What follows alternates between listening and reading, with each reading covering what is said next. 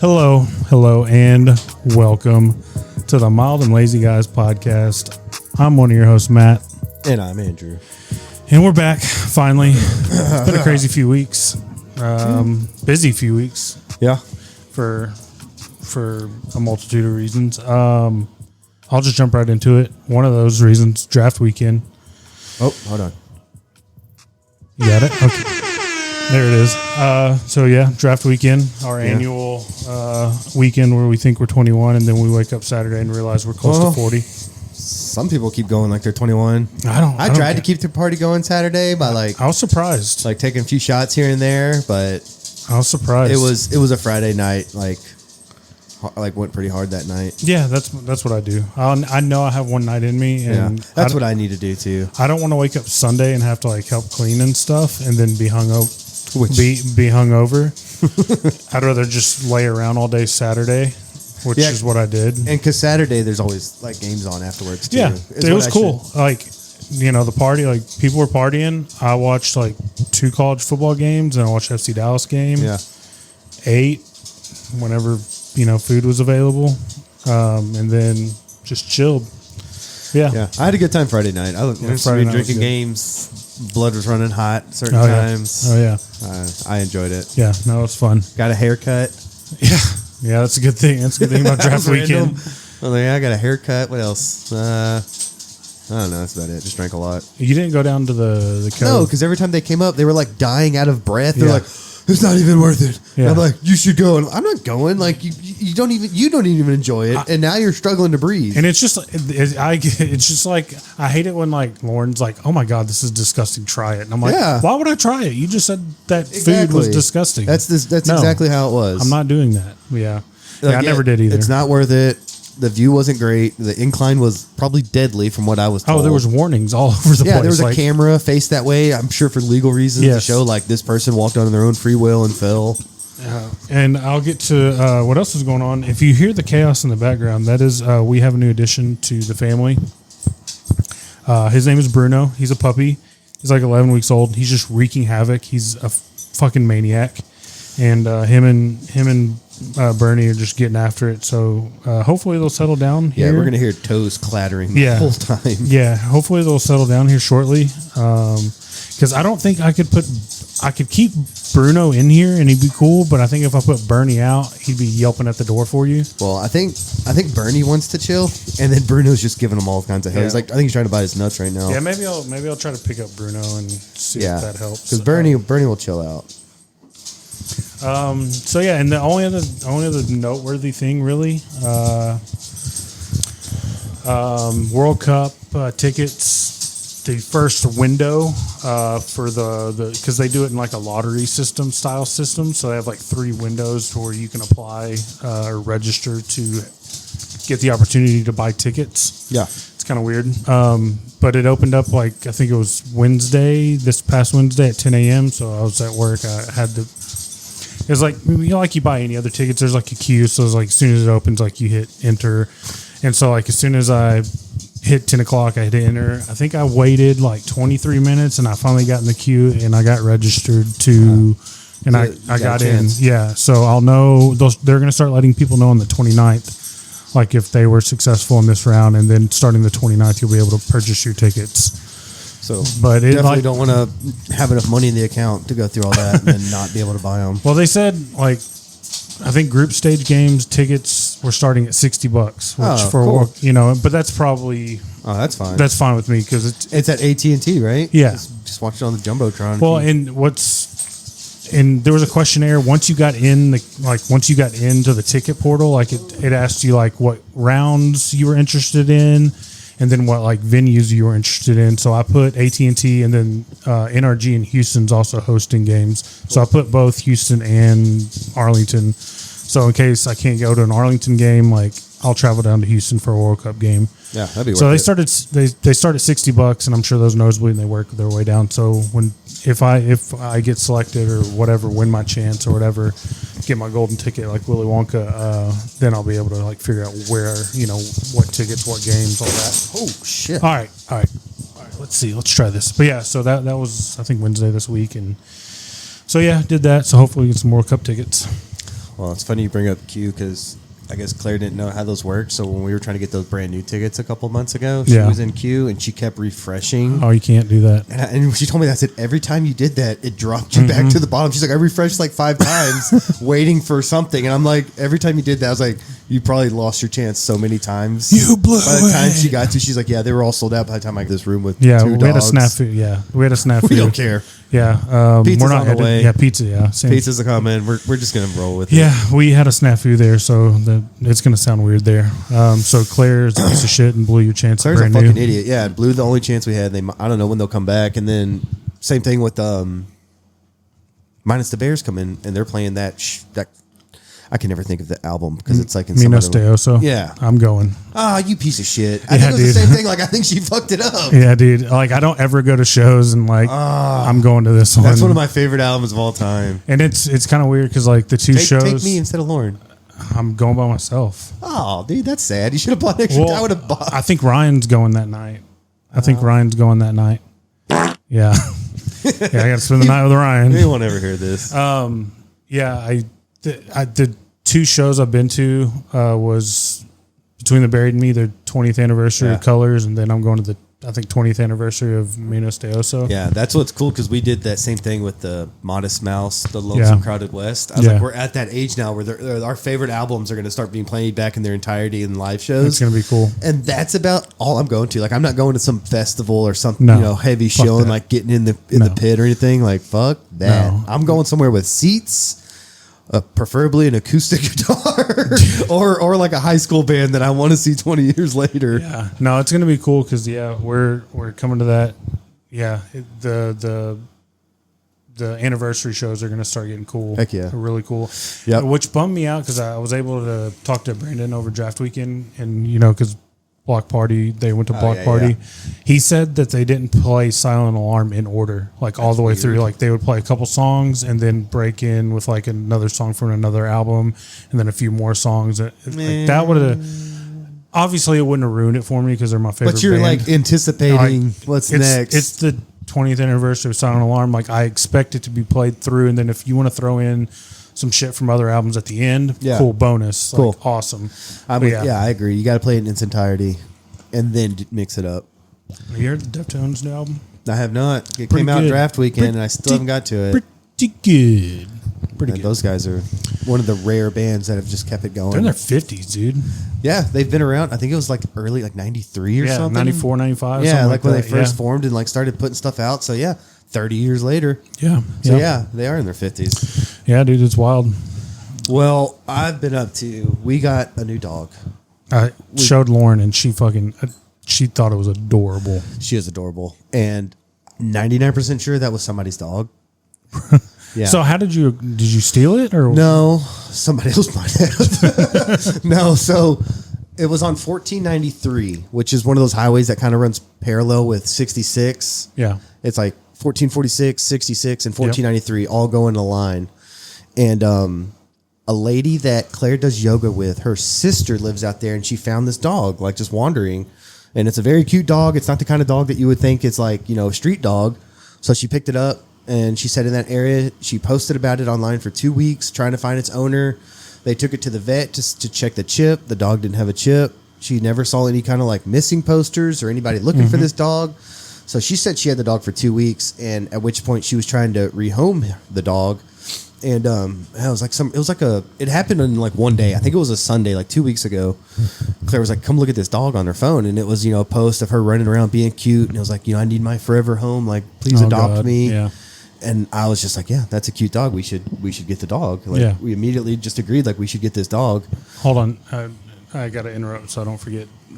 The other two To what? dogs. They gone. Oh. When did that happen? They've been Did at you my- ever tell? They're not dead. They're at my mother-in-law's. Oh, that's right. I Yeah, remember because this. I remember this. with our 2 cats and our 2 kids, the two weenies are both like, I think Jolene's about 14. Jolene, that's right. And They- Hank's about 10. Yeah. They are in their twilight years, and they are living their best life with my mother-in-law. Good. Okay. Yeah. I remember this, They go out on their back porch every day, and they're just lazy dogs, and they don't want to. Owen's an absolute madman. Yeah. They do not want to. Yeah. They didn't get along with him, and we had to get one or the other had to go, so we kept Owen. So we had to choose a kid. And my mother-in-law would always watch the dogs, like when we go somewhere. So she loves the dogs, and she has one other dog that has alopecia, so it's adorable. Her dog has alopecia and an underbite, so she's named Polly. Yeah. I love that dog. Yeah. She's so ugly, but she's like one of my favorite Yep. dogs. Yep. So anyway, she's there with Polly, and so yeah, we kind of got in contact actually if the dog was still available, and it was, and we actually went and got her on a Monday because the lady said Sunday we didn't want to intrude on their Sunday, so Right. we went on Monday at like 7:00, and the dog's like the most obedient. Like I've only heard her bark maybe twice. When she's potty trained, when she needs to go potty, she knows to go potty, but she's bougie and she won't go in the yard. You got to walk her up and down the street. So I've been at like midnight on my street walking up and down, which is like terrifying to me because I'm like checking everywhere and I'm Yeah. like, this dog is not going to defend me. Like this dog weighs 10 pounds. It'll run the other way. Yeah, I'm cooked if somebody comes up and just sticks a blade in between my ribs. So not a fan of that. But other than that, dude, she's a great dog. The kids love her. The cats immediately even took to her because she's so sweet. Oh, cool. Nobody has any problem with Millie. Oh, good. And we named her Millie because the lady who we got her from thinks that her name was Lily because they were kind of throwing names out to see what would catch. And when they said Lily, she kind of responded. And we didn't really care for that name, but we thought if we just kind of kept the ending, the Yeah. Lee part, Yep. So I had a dog growing up. I had a wiener dog growing up named Millie. Oh, nice. And she was a sweetheart. And I was like, we'll just name her Millie. And she's great, dude. She's like already trained. She's great with kids. She's adorable. So it's kind of like You won. Oh yeah, and somebody lost. I mean, but like you said, dude, they tried to find the owner for 2 weeks. Well, that's So I don't ample feel bad. time. Like I said, there was a post that said I need to be adopted, and we responded to it. That's the best way to do Only it. other thing, school started. That's been going on for a few weeks. Not much going on. Learning multiplications and division Ooh, that's and tough. reading chapter Yep. books. Yeah, we're Yep. getting there. Yep. I told her like third grade's like kind of where big boy school starts. Uh-huh. Like you still have recess, but she has to rotate classes now because it always was just stay in that one class all day. Yeah. And now I think she goes to at least one, if not two, other classrooms. Yeah, Landry goes to 2. She has like homeroom. A homeroom, yeah. And then they all go to another class. Yeah, So I they think have like that's what 2 it is. teachers or whatever. Yeah. So that was Yeah. new for her, but I got to go have lunch with her the Friday we went to the draft house, and then the following Monday I took off and I went and had lunch with her again. Yeah, enjoy that because I found out that once they're in junior high, you can't just go eat lunch with them anymore. That's probably at the kids' request though. No, They're it's like- a school policy. I know because the kids asked for that policy to be passed. They're like, we my don't want dad's parents- not coming up yeah. there. They're gonna look what I'm wearing right now, dude. Oh no, that's totally acceptable. It's fine. They don't want me up there. That's fine. I'm wearing Bob's Burger socks and Yeah, my we Crocs. look like a couple of single guys right here. Yeah. So I told Claire, I was like, you don't have to worry about me fighting off any women because I'm gonna wear my Velcro sandals up there. Yeah, dude. Yeah, no, we're good. And the only other thing, Owen started soccer a couple weeks ago. Yep. He's really into it. It's him and another kid that are like fighting for that top spot. Yeah. Jalen kind of showed out this last practice and showed he's got some skills. Jalen's an athletic name. Like it's hard to compete with a Jalen. And he's Hispanic, so it's like in his bloodline. Oh yeah. I mean, just ride those coattails. Yeah. At least until we get better than him. Yeah. But we've been listening to a lot of. Owen is a good soccer name. Michael, the great Michael Owen. Like it's a good soccer name. Owen Hart. He probably played soccer growing up. Probably. I mean, who knows? That's why I tell We people all my did. son's named after his Owen Hart. And half people go, who the fuck's Owen Hart? And then the other half goes, oh, cool. That first half, you're like, yeah. Now I know I don't want to be friends with that. Good. Wipe them right out there. I don't if have to be friends with If you. you don't want to be friends with me for the passing of Owen Hart, you can just fuck off. Don't ask about his middle name, though. We're not going to go over that. But his first game's tomorrow, and we got his Ooh. jerseys. His number, solid number. Yeah, they just asked, like, they had 4 through 7, and it was the soccer coach's dad, and I was like, you pick, man. Like, Yeah. I don't know. 7's a I good would have number. picked 40. That's what his baseball number was. Yeah. That was my number. There's no name on the back. A little disappointing. I was really hoping for, like, a really sweet kit. Yeah. But we got a blue because we were in the Waves. I don't know why. I think before that they were the Hippos, and we had to change it. I was like, and y'all pivoted to the Waves? Waves. Like, okay. So we're the Waves. We're blue, black pants. We ordered some cleats the other day, and they came in one cleat. So that was weird. So that was bullshit. So you just got one. So we sent them back and we got some new ones. Well, good luck, Owen. Gabe's tomorrow. I'll come back and keep you guys updated. Yeah, no, 7's a good number. Did you ever look up the Eric Cantona into the crowd? No. I'll spoil it for you. So I think they were at I forget where they were playing, but Eric Cantona, he was French. He played for Man United. He wore number 7. He basically somebody in the crowd was heckling him, and he took a running start he was in the game. He took a running start and double foot jumped over the little barrier and just buried his feet into like the chest of a supporter. Like he was that guy got hurt. Oh yeah, like That's a legendary. It was violent. Was it like in the last 20 years? It was in the early 90s. Oh, like yeah? when he was playing. Yeah, Hell yeah. And then it's even better for some reason that it's happened in the 90s. yeah, dude. And that was like right at Wow. that was Man U's heyday. And then That's who I'll tell people then that he got his number from, because it's not going to be Ronaldo. no, well you could do David Beckham, It's true. He's handsome. and he was very good. He was very, very good. And he's very handsome. You got a boner over there? I mean, I'm You got a thinking about boner? that video you sent earlier. Dude. I came across that and I stopped. I was like, I gotta send this to Andrew and I Alex. said that. I showed Claire, and she goes, "Oh, that should be y'all's body goals." And I said, "He's like a fucking Adonis, Claire." I was like, "I can't do that if I wanted to." Do you have an extra $10,000 a month laying around for gear? Because that's what. Yeah, I was like, that dude's been training his whole life to have, and he's like 6'5". It's like he's just That's just genetically genetic, yeah. different than me. I was like, she goes, "Yeah, that shit. You and Matt should strive to look like that." I said, "Honey, I wish I looked like Alan Richardson, but it's not going to happen." No, dude. You think I'd be living in this house with y'all? I'm just kidding. You think I'd be here?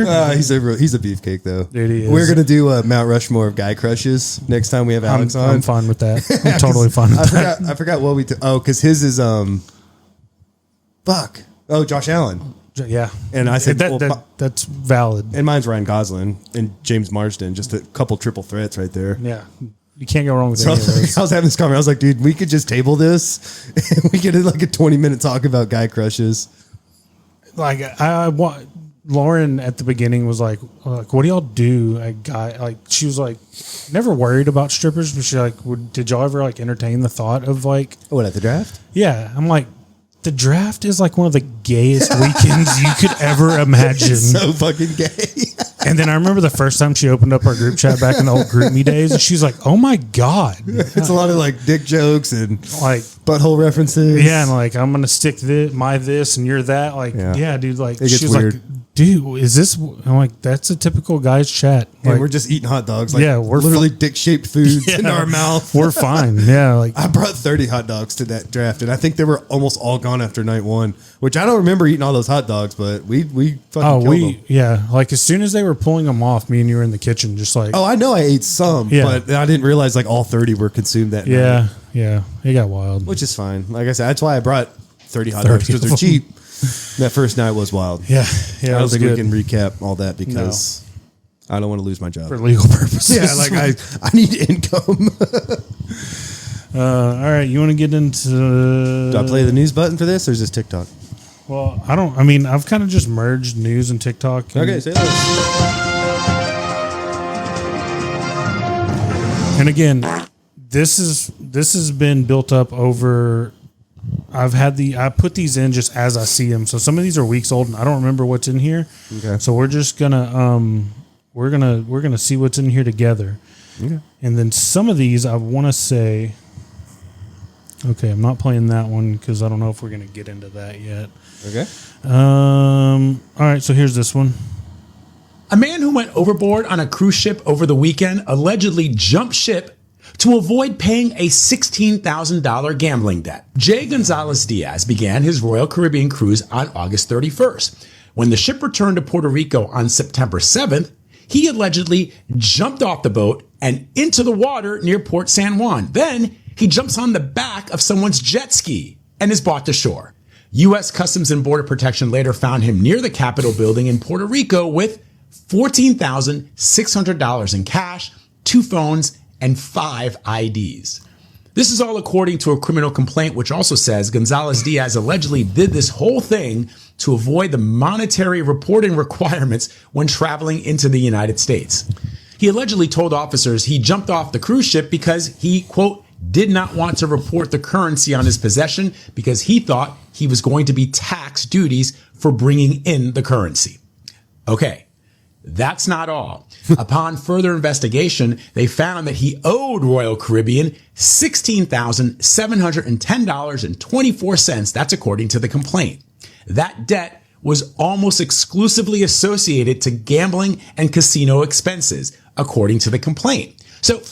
So Homeboy watched Ocean's 11 and then tried to pull off the shittiest version of it because he had some planning. He almost did it right. Yeah, if the jet ski had been planned, right? Yeah, oh yeah. No, it was. I mean, he jumped off the ship, which is that's insane. If you've ever That's been like- on a cruise it's ship, nightmare it's fuel. fucking terrifying. It's nightmare fuel. The vastness of the ocean terrifies me. I think he was fairly close to port, though. Don't care. So- I don't know what's below me. Right. That's also I get vast. that. But so there was some level of coordination there. But where you fuck up is you don't just go and chill. Like you got to have a plan after you get back to wherever. I picture like Mission Impossible music playing, but it's like the real shitty kind with like junior high band playing it, and he's like jumping over and swimming to the jet ski. And it's like, Yeah, dude. it's like B level, like fucking Mission Impossible. Yeah, dude. Okay. They might have deleted. Okay. So they I had one here. Looks like they deleted the video. All right. Was it an Alan Rickson? You could get paid $100. All right. Let me restart this. If you could get paid $100,000 for every day that you went without bathing, how many days do you think you could go? I'm talking no shower, no bath, no wiping yourself down with a washcloth, none of that. I think personally I'm giving it a week, a solid 5 to 7 days. I couldn't go any more than that. I know I'd feel disgusting by like day 2 probably. If you could get paid $100,000. I mean, I easily can go a week. Brother. Yeah, like 100K a day? I'm a millionaire after 10 days. I can do 10 days. Dude. Like I give a shit what if I smell bad at work. I'm making $100,000 today. Dude, I'm not going to work. Oh, I'll go to work. I'm going a month, and I'm not going to work anymore. Is that like $3 million? Yeah. Okay. Fuck, I I'll don't go to care. work. I'll get so sweaty at my job, and I'll come right back. And maybe by the end of I can go. I mean, I could probably go. The only thing that got me though was you can't wipe your ass. I think he thought said. he- I think he said he couldn't like wipe with like a washcloth. Oh, okay. Like you You can't get wipe. paid $100,000 Okay. for every day that you went without bathing. How many days do you think you could go? I'm talking no shower, no bath, no wiping yourself down with a washcloth, none of that. Oh, okay. I think That's personally I'm fine. giving Then it a yeah. week. Oh, a easy, solid dude. 5. So I could- think you can wipe your ass, How much money does Elon Musk have? Because I'm coming for that number. dude. I could do like 2 months. I could too. As long like I if I can still wipe my ass Yeah, yeah. and I have to wash my hands after I per poop. his rules. I can wash my hands after I poop because then we're just talking sanitary problems. Yeah, because I don't count that as bathing. Yeah, that's hand That's just washing. one. Oh, Yeah, dude, I could do a month easy. Dude, I could do. Yeah, I could probably 60 days. Especially if we're in like we're going into fall winter and I'm not going to be sweating that much. I Yeah. could easily rack Oh, yeah. up a couple of months. Yeah. Now we're talking July and August. Ooh, Yeah, yeah, boy. yeah. And I work outside, so but I'd still come out of it a millionaire though, even Yeah. if it wasn't August. Yeah. All right. That's a So clown- that's a there's clown like question, dude. there's like 3 or 4 of them that are kind of all in the same vein. So I think this is another one right here. If someone offered you $5,000 a week for the rest of your life, but you had to eat Taco Bell for 1 meal a day for the next 10 years, would you do it? Yes. If someone offered These are you fucking $5,000 a week for the I only have to eat $5,000. once Hold on. a day. I if can someone eat- offered you $5,000 a week for the rest of your life, but you had to eat Taco Bell for 1 meal a day for the next 10 years, I would eat a bowl of shit. Dude, we've covered Someone this. offered Are you you kidding me? $5,000. That's life changing money. Like this is stupid. Of course. $5,000 Do a these week. people not have real jobs that come don't up with know. this? Because I'm struggling right now to like buy groceries. I'll eat taco. Yeah, of course. I will eat shit for $40. It was more than that. I forget your number. It was like 10 grand. Dude, for it was a something single bowl. shockingly low. I did lowball. Like you were like millions of dollars. I was like, oh, I'd do it for like 10 grand. Yeah, it was like, Like, something, yeah. something pretty low. I set myself up for that one. But yes, of course. That's easy. Okay, so For $1 million, you Yes, have to survive immediately. 30 days in a cabin all by yourself. Yeah. During this month, You'll have all the food, water, and shelter that you'll need. And you get to pick one TV series, the whole series. You can watch as many times as you want. What one series It's a weird caveat. will you pick? For So Sopranos. Be out there just chilling with the boys. My Jersey boys. yeah, so Sopranos. I thought it was going to be like, but there's a bear on the loose that No, wants to eat you. He's just saying, for $1 million, could you stay in a Yes. house and watch just one thing? Yes, that's so stupid. Of course. That's life-changing money for me, dude. And all I got to do is get fat and eat Sopranos. Yeah. Watch the Sopranos. Me, it's Parks and Rec. Okay, that's a good answer. Another beefcake. Chris Pratt. I was trying to think of the guy who was the big white guy The big white guy. Oh, that had Jerry. the hot wife. Yeah, I was like, he did have a Jerry. hot wife. All right. So Yes, let's all get- these are stupid. Like these people don't understand how Be for struggling with real. money is. Could you stay in your house for an entire week without stepping foot outside for $100K? Yes. Be for real. I could These are stay in fucking my. I stupid. could stay in my I could stay in my house for months. Oh, easy. For months. Yeah, I'm an introvert, so I got why do I want to go DoorDash, out? bro. Yeah. I sent y'all the video. I got a fucking drone that'll drop shit right on my porch. Get a hot dog roller. Yeah. Like for the yeah, house. Fuck it. Yeah, and just get food delivered. That Oh, is you so mean my simple. dream? $100K Yeah, for my real. dream? That's literally like an introvert's dream. Just stay inside, like Oh, I've got a Hang I got a out. PS5 with fucking College Football 26. Oh, whoa. Woe is me. An Alan Rickson sex tape just leaked. No, Oh, no. Guess I'm staying in for 2 more weeks. Guess who just dropped in the Vaseline from Walmart? You get an emergency delivery. It's like the P. Diddy order of baby oils. Baby oils and fucking pocket pussy just right on the doorstep. And the pocket pussy has like a mustache. Yeah, all these are so easy. Yes. Okay, so there's 2 more.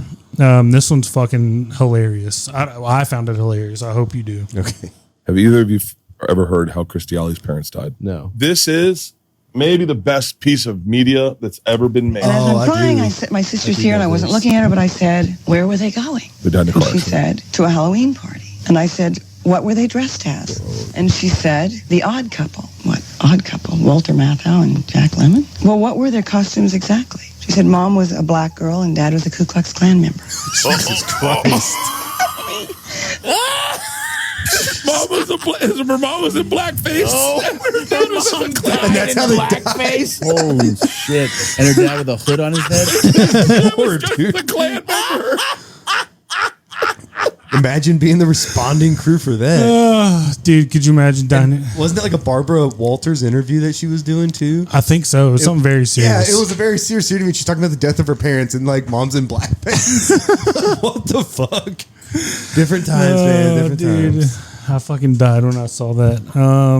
And then this is something that I think I brought. I don't think we brought it up last episode, but I brought it up to you. Definitely brought it up to you. Maybe not at the draft, but just maybe in text. Stacey Lee and I started talking about Garth Brooks, and every tour date lines up with a missing person or an unsolved homicide. Every place he's ever been. About 120 missing persons and around roughly 90 unsolved homicides.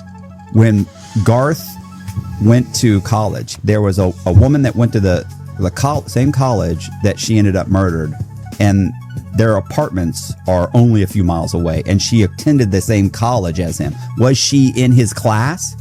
I don't know. Maybe. We don't know. Did he know her? Did he follow her back to her place? I don't know.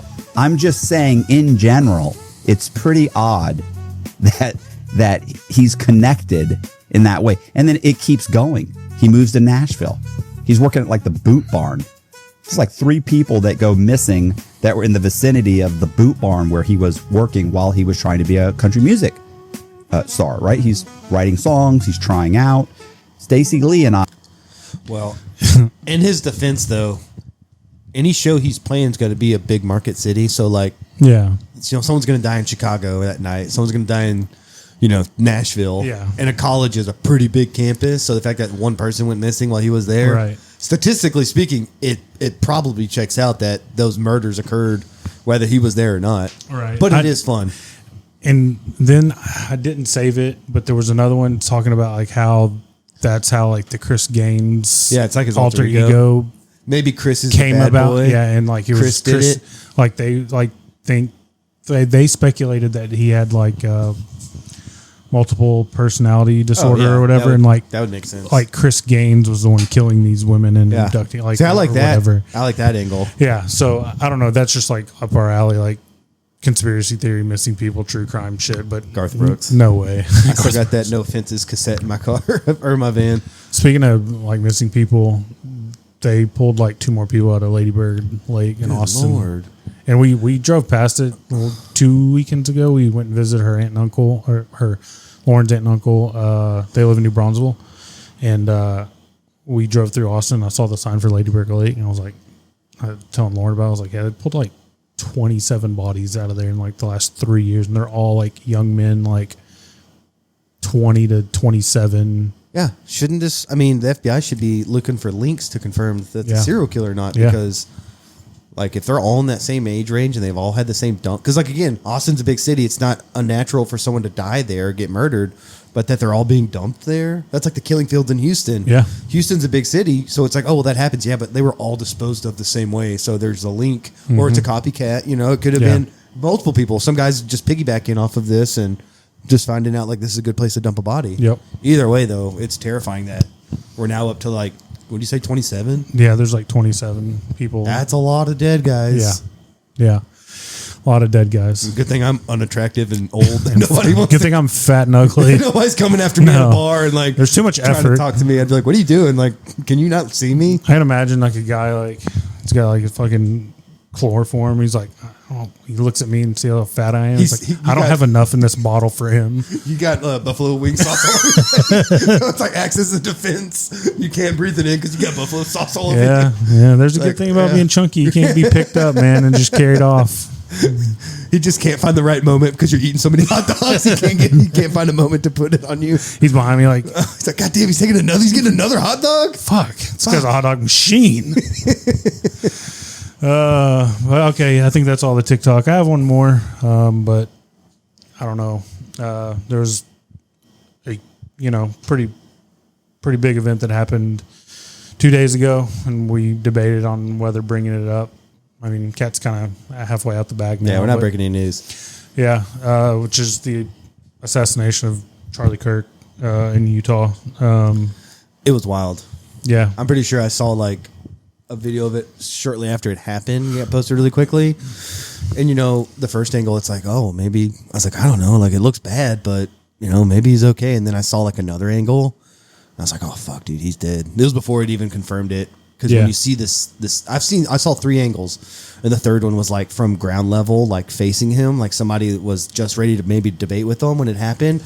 And I saw that and I go, oh, dude, he's fucking dead. Like that. I mean, his throat exploded and he just fell back. And obviously my TikTok algorithm, and I'm pretty sure it's not just mine. I think all of TikTok is nothing but Charlie Kirk. Well, it's a lot of Reddit and Instagram too. It's just everywhere. Even if that's not part of your algorithm, it's just news right now. It's just everywhere. I think it's terrifying because and I kind of agree. I think it's a watershed moment. Like it's almost, I don't want to say it's a 9/11 moment because so many souls perished that day. But I mean, I think it's. I don't know. I just think it's a big moment for our nation. It was a turning point. I mean, no pun intended. Yeah, it really is one of those moments where like it could be like a pivot. Yeah, it really could be.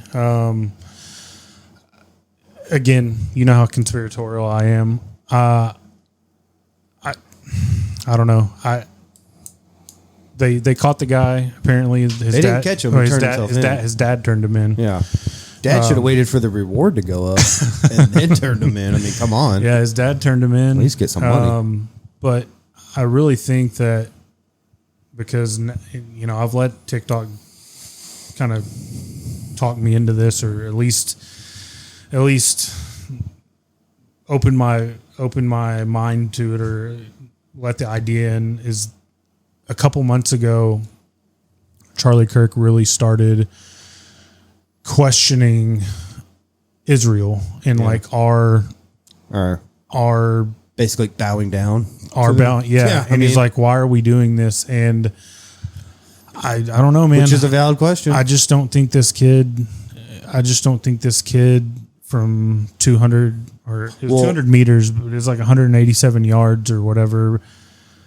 Because he got shot in the chest. It was like, I thought it was throat. That's the exit wound. Oh, fuck. So, and I was watching a couple videos of like former like retired like military guys and snipers, and they say there's something like right here, like just right above the heart. I think they either call it the pink mist. No, they call it like the drop dead button or the stop button or something. It probably is the main artery to the heart. So if you sever that, it's just all blood loss. But yeah, they said that's where it hit. It's like a perfect shot. And then it hit the breastbone and collarbone and ricocheted up and out. Yeah, it was like a perfect shot. Yeah, and they were like, I don't know. I just don't. Well, then there was immediately a patsy, or not a patsy, a decoy in the audience. That old white guy that like stood up and was like, I shot him. And then there was like two more decoys that like, I don't know. I just don't believe anything that's put out. Like, just like well, that's so scary about these false flags.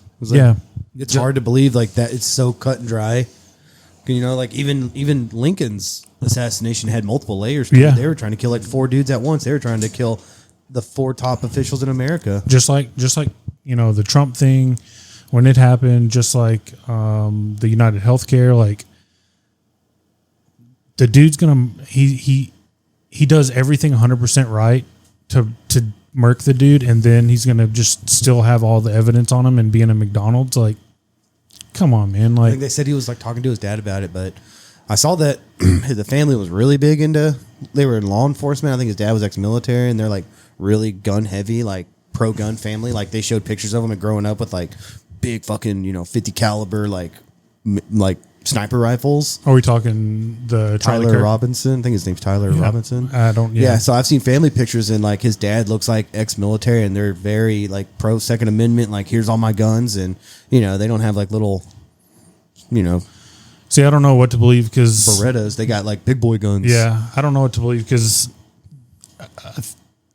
he's being portrayed as pro-trans, and he had pro-trans inscriptions on some of the casings that were found on scene, and I just don't know what to believe. I mean, there's so much misinformation that gets tossed around. In the worst thing that happened this. was to immediately like assert blame to people. Like, that's what was scary to me is, I told Claire, it's like they're gonna, until they catch the guy, they're just gonna push this narrative that it was this group's fault. It was all these people. We should be against these people, and that's division in the whole country because they don't know who did it, and they're already blaming one side of the country and saying we need to go to war.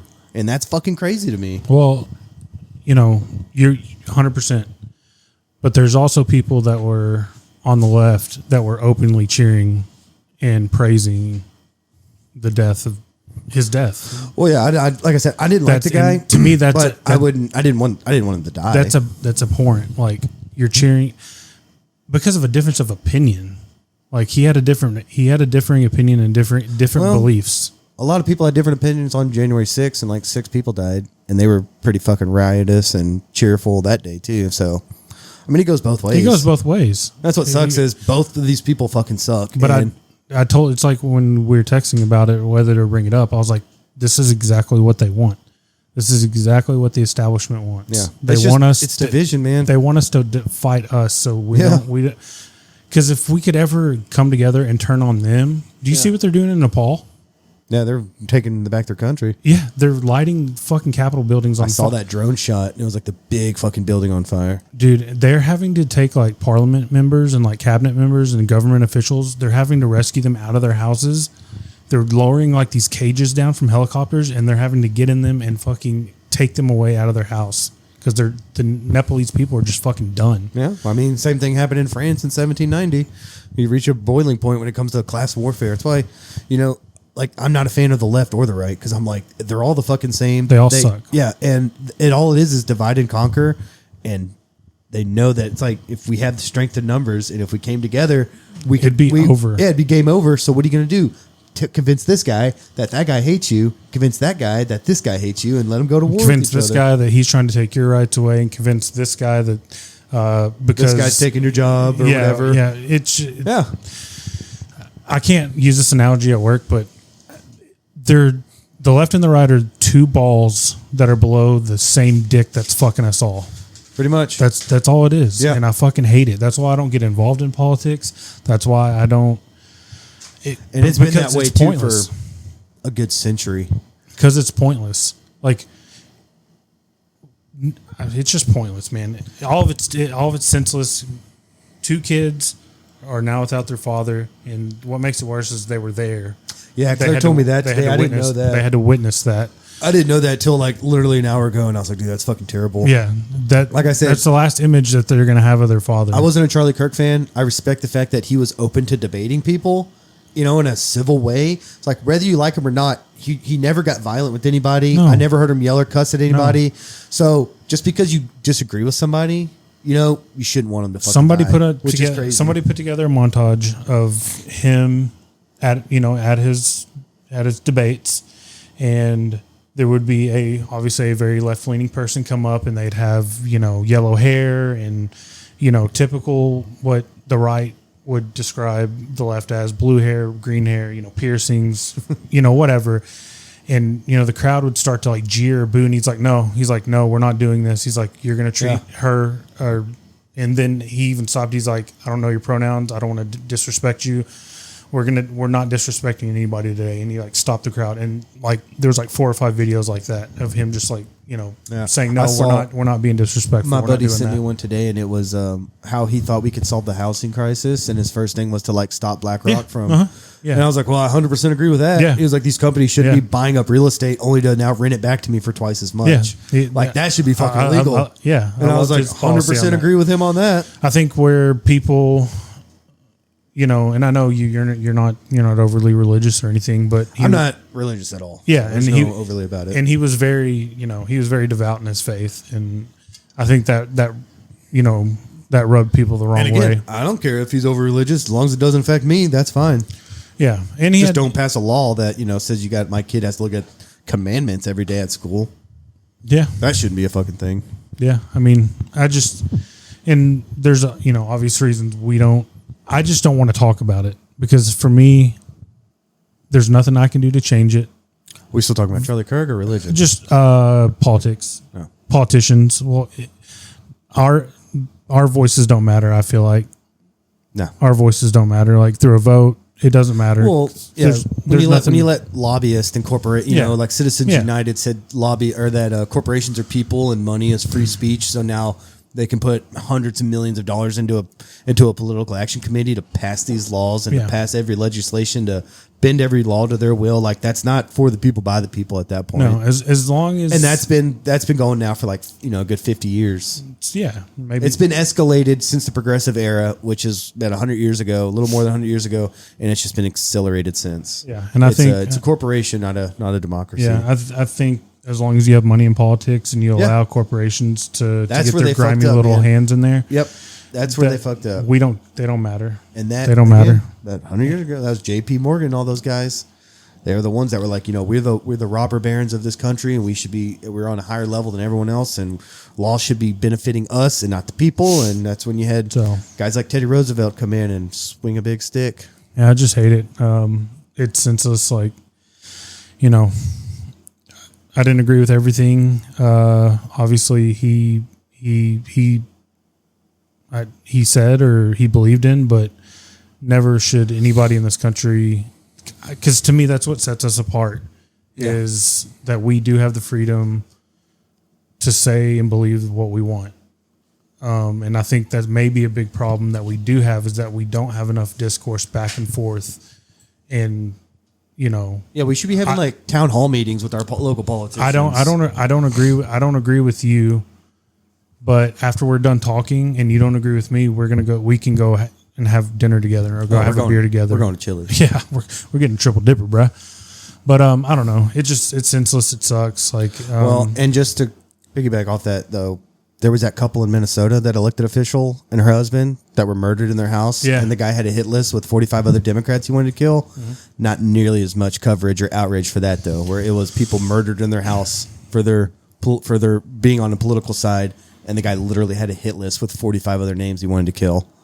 That got glossed over. Well, and now Charlie Kirk's getting a Presidential Medal of Freedom. Well, It has been a little one-sided, if you ask me. Well, this is why I don't like getting into this, because did you hear any Democratic outrage when that Ukrainian woman was just stabbed to death on the bus? No, I saw that. Did you hear any Democratic? Was there any George Floyd type reactions? No, because she was a white immigrant. There was no outrage. Where's the outrage? Well, there was also a school shooting the same day as Charlie Kirk. I mean, we're just at the point where like we're desensitized to so much stuff. Oh yeah, no, I was talking to my coworker, and it sucks. Who I sit next to, and she's probably in her late 50s, early 60s, and she was talking about. She's like, I don't know if it's just working here where we work, but I'm just desensitized to it. And I'm like, oh, I've been desensitized. Yeah, like, we grew up on the internet. Yeah, I was like Columbine. I was like 10 or not. I was like maybe 12 or 13. I was fifth grade, so you were probably like seventh. Yeah, so I was like, what, 13? Yeah. I was like, yeah, I've been dealing with this since I was 13. Yep. Like, and I told her, I was like, you got to realize our generation has lived through like generational events our entire life. Oh. Columbine, 9/11. Oh, it's before 2008. COVID. Now this recession. Like, we're tired of living through historical, like life-changing events. Like our childhood was basically like white terror, militia shit. You know, starting with the fall of the Berlin Wall, and then like Ruby Ridge, Waco, Oklahoma City. Yeah. I mean, that was all within like a 3-year span of just like fucking crazy stuff. And then the 90s were wild. The 90s, you had the John Benet Ramsey and the West Memphis 3 with like prominent child killings that were like our age, you know, like these crazy, like. Yeah. So she was talking about being desensitized, and I was like, that's our whole life. Yeah. I was like, yeah, that I could probably list 5 or 6 moments that were like moments that should have been like a once in a lifetime event for us. Yeah, but we've had like 9 or 10. Yeah, we're literally like in a like 3 financial crisis. Mm-hmm. Yeah, a 20-year war, or it was a generational war. It's like our whole generation fought in that war. And I think that's what makes me so upset. And I've brought this up. I brought this up to Lauren. I brought this up to my coworker who I was talking about. What's her name? Her name's Luann. Shout out Luann. It was her birthday today. Shout out Luann. Shout out Luann. She's my work mom. She's awesome. But reminds me of King of the Hill. Yeah, yeah. I like that. She's a very sweet lady. But I was like, I think what makes me so upset and why I'm kind of so jaded about life in general is like, I think the American dream, and I've talked to you about it, like I think it's over for us, for my generation. The American dream was just basically home ownership. It went from like, I'm going to have a job, I'm going to pay for my house, send my kids to college, and I'm going to retire at the lake. Like that was our parents' dream. Yeah. And they pretty much got it. And what makes me more upset is like, I was preached to growing up, you got to get a college degree. If you get it, that's your golden ticket. Like if you if you get your college degree, that sets you up for this job. And with this job, you can make this amount of money working 40 hours.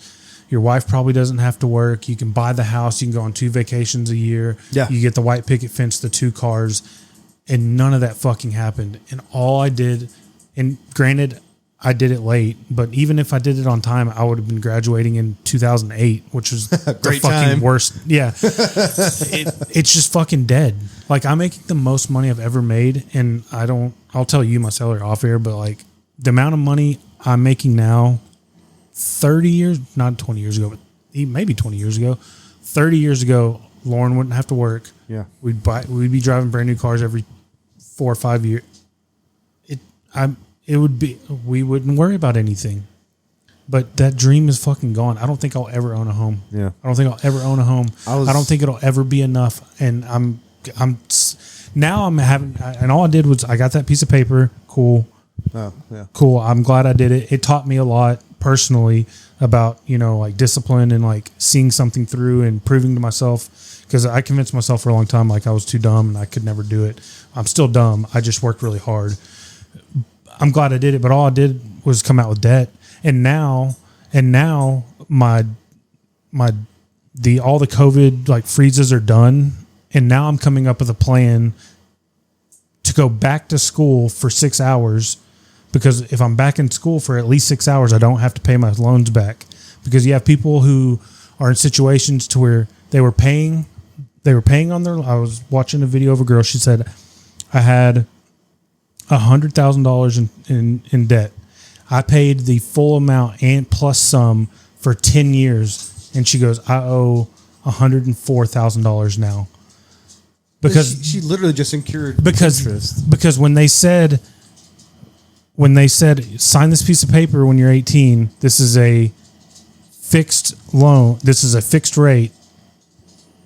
Now they're saying fixed rate doesn't mean fixed rate. We're jacking the rates up. Jesus, that's fucking robbery, dude. So now I'm coming up with a plan on top of working, being a father. You know, the rising this dope podcast. Yeah. Now I'm going to go back to school for 6 hours, take some bullshit classes to avoid paying fucking student loans. That's my plan. Because I'm not going to pay just an infinite bill till I die. Yeah. I'm not going to pay it. I'm not going to do it. The same example goes for medical bills. Yeah. I know that can't hurt your credit, but and those can be you can pay like a minimum without incurring interest. So that's the one good thing. Well, and though credit score. Student loan debt is the only debt that won't be wiped with bankruptcy. Medical bills you can. Oh, really? Student loan debts are the only. That's a bill that got passed by lobbyists. I'm sure. Yes. Like, that's how it works. By these lending companies. Yeah, they were like, they greased the palm of every politician, and they passed this bill that just fucks over. You can get rid of every fucking type of generation. debt. You can get rid of fucking mortgages, car notes, credit card debt, medical debt. Nope. That thing we told you had to get to be successful. Yeah, that's the thing. We were told to do that. And back in the day, college, the ROI was worth it because you could get an entire 4-year education for $10,000, $11,000. And your ROI was so worth it. Now it's not worth it. It's not fucking worth it. And I have a pretty small penis. Well, granted, we all know that. I've been naked multiple times at the draft. I've proved it. Pretty small debt amount compared to some people. Oh, yeah. Like, I'm sub 30K. But even that, dude, like, that's a lot. Comparatively to others, though, like, you're doing all right. Yeah. That's like me with getting my house. It's like my house. I don't like paying that much for my house, but I know like I got so fucking lucky getting the house when we did because I couldn't afford my house now if it was on the market. And you're never getting rid of it because I'm sure you got a really good rate. You got a decent rate, like 12%. No, I'm just kidding. But that's what they complain about. The boomers. They were like, "Yeah, our rates were like 10 and 11, 12%. Yeah, but your houses were $40,000. Yeah. Do the math on that. I think I told you, but when my parents were my age, they moved to Red Oak. They got a 4-bedroom house, 2 baths, on an acre with a 2-car garage for $99,000. That's $1 million today. Yeah, and they sold it for like 4 times that amount. Yeah, or more than that. 5-6 years ago. The average home price in America now is like $458,000. And growing up, I'd be like, I don't need a mansion. Why do I need a house that much? I could buy this house for $70. Like I thought growing up, I was like, man. One day I'm going to buy $100,000 house and I'll be set. That's it. That's it, dude. And I thought, man, if I could just make like $100K a year. Now they say $100K is lower middle class. That's crazy, dude. I am so poor then. Yeah, dude. Like I'm waiting for Claire to go back to work, and she will eventually. But we're gonna wait for Owen to go to school, and then she'll go. Pro get a teaching tip: job. wait till she falls asleep. Go to the foot of the bed, pull the covers back, take some pictures, feet finder, boom, start generating some income, brother. I've begged Lauren for years. I was like, can we just sell feet pictures, please? We don't have to show your face.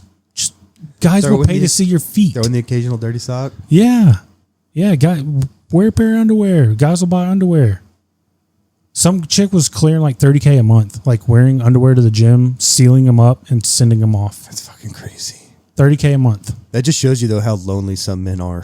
Like that shouldn't be I mean, good for her, I guess. Like she's making money, but that just shows you that there's so many lonely guys out there that they're dropping money. There's a loneliness epidemic out there. There really is, and it should be talked about more because those guys are the ones that eventually might just do something crazy. Yeah. It's terrifying. 110%, dude. I guarantee you there's some lonely lady out there that would love to go, but they just, I don't know, there's not a connection or I don't know. Why? But I feel like there's enough people in the world that like, my wife's hotter than I am and I got her just by with my fascinating personality. Yeah. I don't know what else worked. Yeah. I tell people all the time, my wife is way cooler and way better than me. Yeah. I don't know what she was high or something. Yeah, if we I don't know. met like on a singles, like a speed dating, like I'm pretty sure she would just pass on me. She would have swiped left so hard You on have Tinder. to. I'm like So a fast. slow burn guy. Like you gotta get to know, because when you first meet, like that guy sucks. He's like, you first met me, you thought I was an asshole. Yeah. You thought I was crazy. Yeah, I was like I told Ryan, I was like, never bring that guy around again. I was like, that guy's a fucking psycho. I think we got too drunk. I was trying to fight everybody. You put like two people in headlocks in an Applebee's. Yeah, dude. I get rowdy at Applebee's. Fucking dollar PBR and I fucking got you. I think we had Jello shots and dollar PBRs. And those were the days, dude. Like, that guy is fucking crazy. Dude, think about it. Like 10 years ago, we had true dollar menus, 24-hour Walmarts. Yeah. Like we had it all. It really We just was. didn't- It just wasn't even that long ago. So and, I then told Claire, and then that fucking kid had to fucking fall in that Harambe. pit. Yeah, it's Harambe timeline. That kicked it off. It rippled the timeline. Dude. It ruined everything. I told Claire that all the time. Well, that about the Harambe timeline, but I was like, this longing that we miss, this nostalgia. Some of it was like not even 10 years ago. Like we make it seem like it was this past time but it'll never come back. I was like, now that they're never gonna like drop prices on stuff. No, now when you go prices out to eat don't now, come down. Yeah, I said, well, now when we go out to eat, that's just the new price. Yeah. Every restaurant printed out new menus. That's they put their new prices on, and we're not going back. That's what I'm saying is like things aren't ever going to get better. Like you think these corporations now are going to be like, oh yeah, let's take less profit. Exactly. Fuck no. The only thing that has come down or has marginally stayed the same are TVs. I can go out and get a 75-inch That's a TV good for like point. $800. Yeah, that's a good point. Like Because plasma TVs. used If to you be would have told me insane. that 20 years ago, I'd be like, that's like an $8,000 TV. Yeah. Nope, you can get it for $800. No, that's him. Oh, that's somebody's knocking on the door. No, that's him. I'll know when they get home. When you get You'll kids, smell the pizza. No, when yeah, You just they're home. They're pulling on the street. they're on 77. But yeah, no, it all sucks. Let's just Yeah, they kind of we went on like a 20-minute tangent there. yeah, I don't know. That's why I'm like, fuck it, man. Like, I don't know, whatever. I'm just glad that I have like my family and I have like 4 friends. Yeah. Like that's all I need. Yeah, yeah. I'm very thankful for. Yeah, and I always tell Claire that too. I was like, times suck. I complain a lot, but I was like, we are very fucking lucky. I tell this to my kids, like, y'all got food? Y'all eat? Yeah. You want to go to bed? Go lay in your bed. I was like, consider yourselves lucky. Yeah, I try to look at the positive on all this shit. Because as much negative, because I'm a very negative person, very pessimistic, but I can also see like how lucky I'm. Like, I don't, I'm happy to have a job.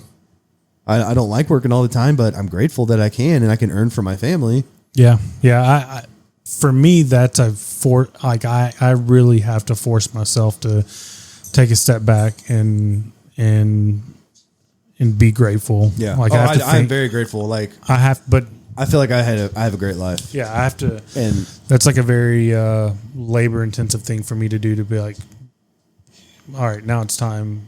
It could always be worse. It's time to step back, and think about, because compared to 99% of the world, like I'm doing okay. Exactly. Like I told Claire, like I've given up. Like I'm never going to be rich, right? I know I'm never going to have like 5 zeros in my bank account or whatever, how many zeros it takes to have, to consider yourself rich. But I'm like, I'm at the point now where my goal is just not to be poor, like poverty poor. Like I'm not even middle income now. I'm lower income, but I can provide. So it's like, as long as I just stay above this Mendoza line of not going into absolute poverty, like I'm okay. And I'll keep going to work and I'll probably get skin cancer sooner or later. And then I'll be it.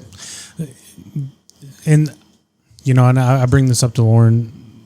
I was like, I don't mind working, obviously. Like I work, I go to work. We all work. Yeah. But there are just some days and some weeks I'm like, there's got to be more to life than this. Like, well, that comes to like being able to go on vacation. That's why you should be able to take 2 vacations. And for me, a vacation is going to a state park, 200 miles away. Whereas I should be like going to like Toronto or New York or Chicago or Paris. Like I should be taking like adult vacations. Yeah. For a week or 2. Yeah. Sometimes I get down. I'm like, there's got to be more to life. Has got.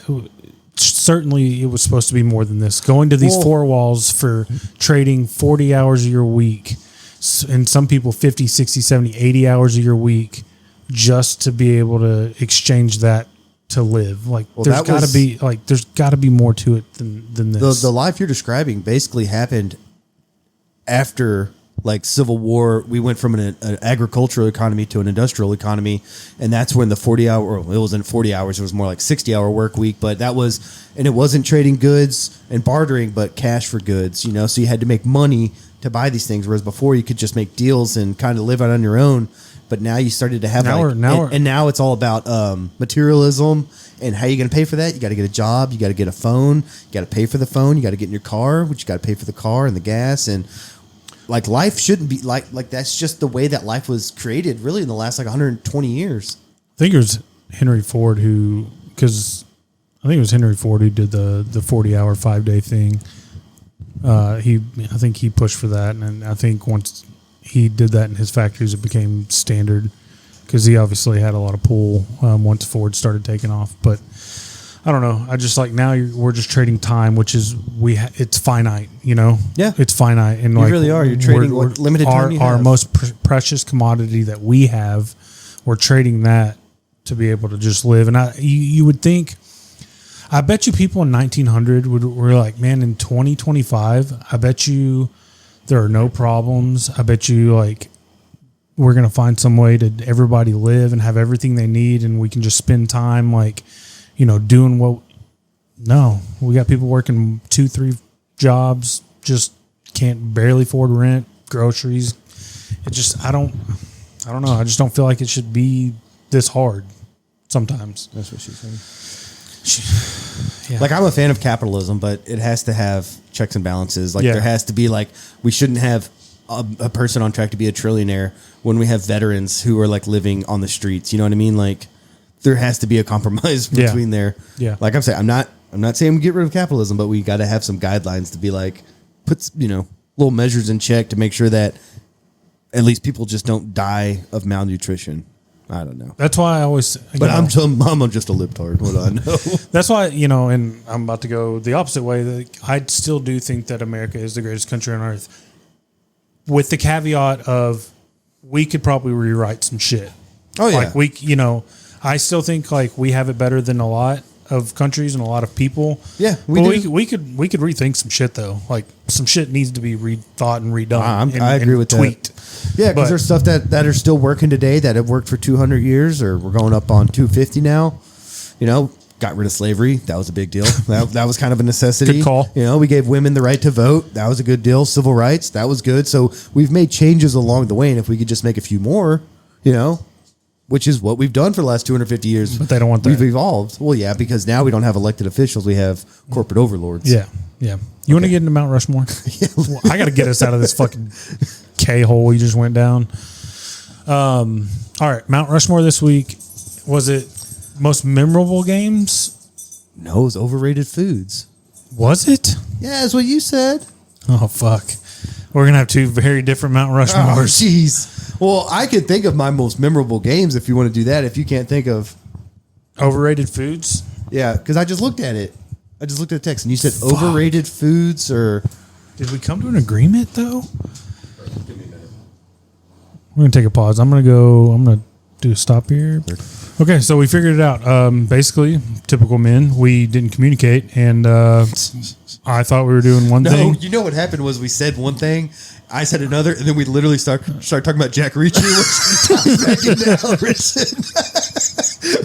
I checked the text messages, and we immediately started talking about Jack Reacher afterwards. Oh, dude, we're getting a fucking restraining order. I swear. As long as he touched that letter, that's a win. No, his lawyers will fucking definitely touch it. And he touched the lawyer, though, so it's like 6 degrees.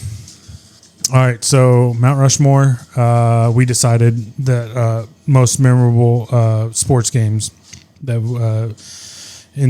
criteria was, I think for both of us, is like we remember exactly where we were. Yeah, so not technically like the greatest games I've ever seen, although one of them is for me, but it's like I know where I was and who I was with, and what I was doing at that time. Yeah, I'll go first. Go first. I'll go first. I was at this game.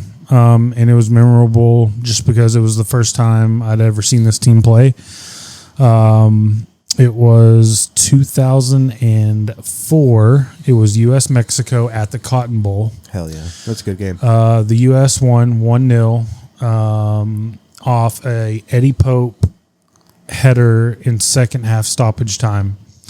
Eddie Pope, old school. He's a member of the 02 World Cup squad. Just no nonsense center back.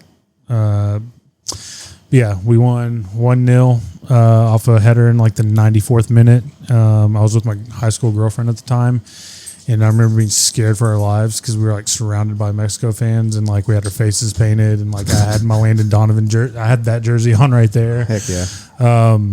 And I just remember being scared. We were surrounded by Mexico fans, and like there's beer being thrown and probably piss. Yeah, but no, that was a cool game. Good game. It was at the Cotton Bowl too. For me, first one, probably the greatest game I ever saw. 2005 Rose Bowl. It's my honorable mention. That's an honorable mention? Jesus Christ. Yeah. I was at my old house where we lived in Red Oak in our converted garage with me and my dad watching that game on the couch together. Nice. And we went through a roller coaster of emotions. And Nice. we both watched afterwards. We're like, that's the greatest game I've ever seen.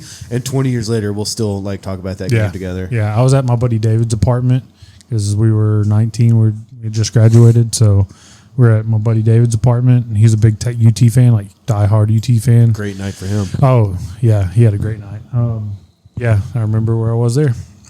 And I think I've told you my number 2. I think I've told you the story, but I'll retell it for the pod. 2015 Cowboys Packers Dez catch game. Yep. Landry was 2 days old. He was 2 days old. I remember I was holding him. Doing skin to skin. Because we were in the hospital. We had a week stay in the hospital because he was early. Are you gonna turn around and let Bernie out? Maybe this little shit will go with him. Bird. Go. Attaboys. So yeah, I was sitting there watching TV, holding him. I mean, little 5-pound Landry in my arms. Remember Daz making the catch? I was like, oh my God, we're going to the fucking Super Bowl. We're going to the fucking buddy, Super you Bowl. are good luck. I was like, I named you Landry. Like, this is fucking fate. Yeah. Like, this is fate. Like, this is it. And then it goes to review, and they called a no catch. It still looks like a catch on review like 10 years later. Yeah. And when they called it a no catch, I just remember staring at the screen for a good 10 seconds. And I just got up with Landry, and then I fucking threw him on the ground. No. I handed him to Lauren. I put on a shirt, and I just walked around the fucking hospital. Yeah, just brutal. like I'd lost a family member. Like, I was just in a daze. Like, I was like, there's no way that just fucking happened. And I'll never forget that. That's brutal. Yeah, it was Welcome terrible. to Dallas Sports Storm. I was like, yeah, here we go, buddy. Buckle up. My next one, a lot of mine are actually local. So the next one I'll go with is 2011 ALCS Game 6. It was Rangers versus Yankees with the pennant on the line. I think we must have been up like 3-2 because I'm pretty sure it was a Game 6. Might have been a Game 7, but we were at my mother-in-law's house. At the time, she was just, my girlfriend's mom. But she had a couch like facing the TV, and I was standing behind her, and I can remember Neftali Feliz striking out Alex Rodriguez to clinch the pennant, and I like yelled so fucking loud and scared her so badly because I guess she thought I wasn't there at the moment, but that was the first time, it was our first pennant win, and that was extremely exciting for me. Can I correct you on just one small thing? Yeah. Because that was third on, that was mine. That was my next one. It's 2010. I looked it up. Oh, okay. It's 2010. That was the first one we went. 2010, then 2011. Yeah, and that's when Feliz struck out A-Rod to win the pennant. And this is the one that might make you mad or jealous. What? Could be. I was there at the game in a suite. How the hell? So right after I broke up with my high school girlfriend, I dated this chick. She lived in South Lake. Her dad was the CEO of like some company. They had a house in South Lake. They had to have one in like Myrtle Beach, and he had a condo in LA because he would work in LA and fly in every weekend. How the hell did you get that? Dude, I don't know. I really don't know. I don't know what these women see in me. I really don't. I don't know. But yeah, that company, her What a dad's great game to go to. Her dad's company had had a suite at the old ballpark. So I went to like 2 or 3 games that playoff run, and we happened to be there for Game 6, and I got to see that live. That's a great game to go to. Yep. Jealous. So you gonna go again? Or is that on your list? That was third on my list. So you want me to go now? Yeah, you go, and then I'll finish up. All right. I have Cowboys game. October 8th, 2007. Okay, good. I think it was a prime time. I can't remember if it was Sunday or Monday, but it was Cowboys versus Bills. I remember where I was. That's when I lived in Austin for a little while, and I was with my buddy Zach, and we're watching this game. And I looked it up. Tony Romo had 6 turnovers that game. And didn't he have 5 interceptions? It was 5 interceptions and a fumble. Yep. 6 turnovers, and we were 4-0 at the time, right? That was a good year for us. 2007 was a good year. And I remember we had this. He was a gay man, and he was our neighbor, so we just called him Gaber. And he was from Coppell, and he was like, I'm a big Cowboys fan and everything. And I remember him coming back and like just saying how he just gave up and stopped watching. And I remember just the exhilaration of the game, because I think it came down to a Nick Folk field goal to win it. And I remember telling him like, "You're a fucking idiot. You didn't watch this game." Like that was one of the greatest comebacks like I've ever seen. Like, so it was just exhilarating. I don't know if you remember, but it did come down to a Nick Folk field goal. He made it, but they called a timeout. Oh, they froze him. They froze him, and they allowed the timeout, and he made it. So, and then they allowed the timeout, so he actually made it twice, and it was from like 58 yards. Folk, yeah. That's where the whole folk, started coming in. So, yeah, that was a very exciting football game for me. Gaber, that's what he wanted us to call him. Fucking Gaber. We didn't even have to like say it behind his back. And he only listened to Dream Theater. It was so fucking annoying. He'd come over and make us listen to Dream Theater. That's weird. Yeah.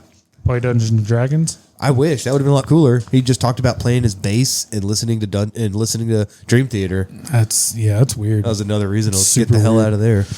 All right, so mine is let me pull it back up. It's not mine. Don't be my last one. Mine's another Cowboy game. Cool. 2006 NFC wildcard game. You gonna expand? Oh, you don't know by heart? Oh, you didn't know? You didn't know? I mean, once you tell me about it, I probably will. It was 19 years ago. Who did we play? Seattle. No, I don't remember. Romo drops a snap. Oh, fuck. Why'd you bring that up? Another year where we were probably we had a great chance to win the Super Bowl. That was Parcells last year, wasn't it? Yep. Yeah, that was a good team building or good. Yeah, you had Romo up and coming that Witten, set the same year. set the team on fire. I wouldn't say set the league on fire. Set our hearts on fire though. You had a prime Witten. You had T.O. who was fucking uncoverable that year. I forget who all we had on defense. You had a young DeMarcus Ware, I think. Greg Ellis. But Terrence Newman, maybe. Terrence Newman was probably on that team. But I was in. I can remember that too. That sucks. I know exactly where I was. My dad. Do you remember those apartments off Red Oak Road, like kind of catty corner from the junior high football field? They've been there forever. But they weren't that big though, were they? Like a big apartment complex? No, it was a smaller one. Yeah. But it was like on Red Oak Road, like kind of catty corner from the junior high football field. Yeah. Like the water tower used to be right there in the fire station. My dad was living in those apartments, and I was watching it with him, and the whole game I'd been on the couch or whatever, but I specifically remember we were going to kick the field goal to win, and I moved to the coffee table, and I was sitting on the edge of the coffee table like this, and he dropped the snap, and then he picks it up and he runs, and I remember standing almost up. Made it, dude. I remember standing up. I was like, "Oh my god, he's gonna!" And then he fucking gets tackled, and I'm like, "It's like someone just slapped his leg and it, tripped him up." Yep, that's what it was. And that was like, again, like a turning point for our franchise because had he made it, who knows how far. Same thing with the Dez catch. That's why I said I think it could have been a moment where we probably.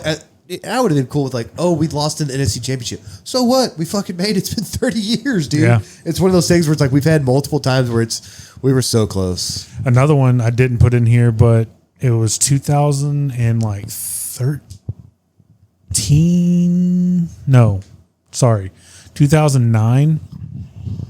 That was we were the number 1 overall seed.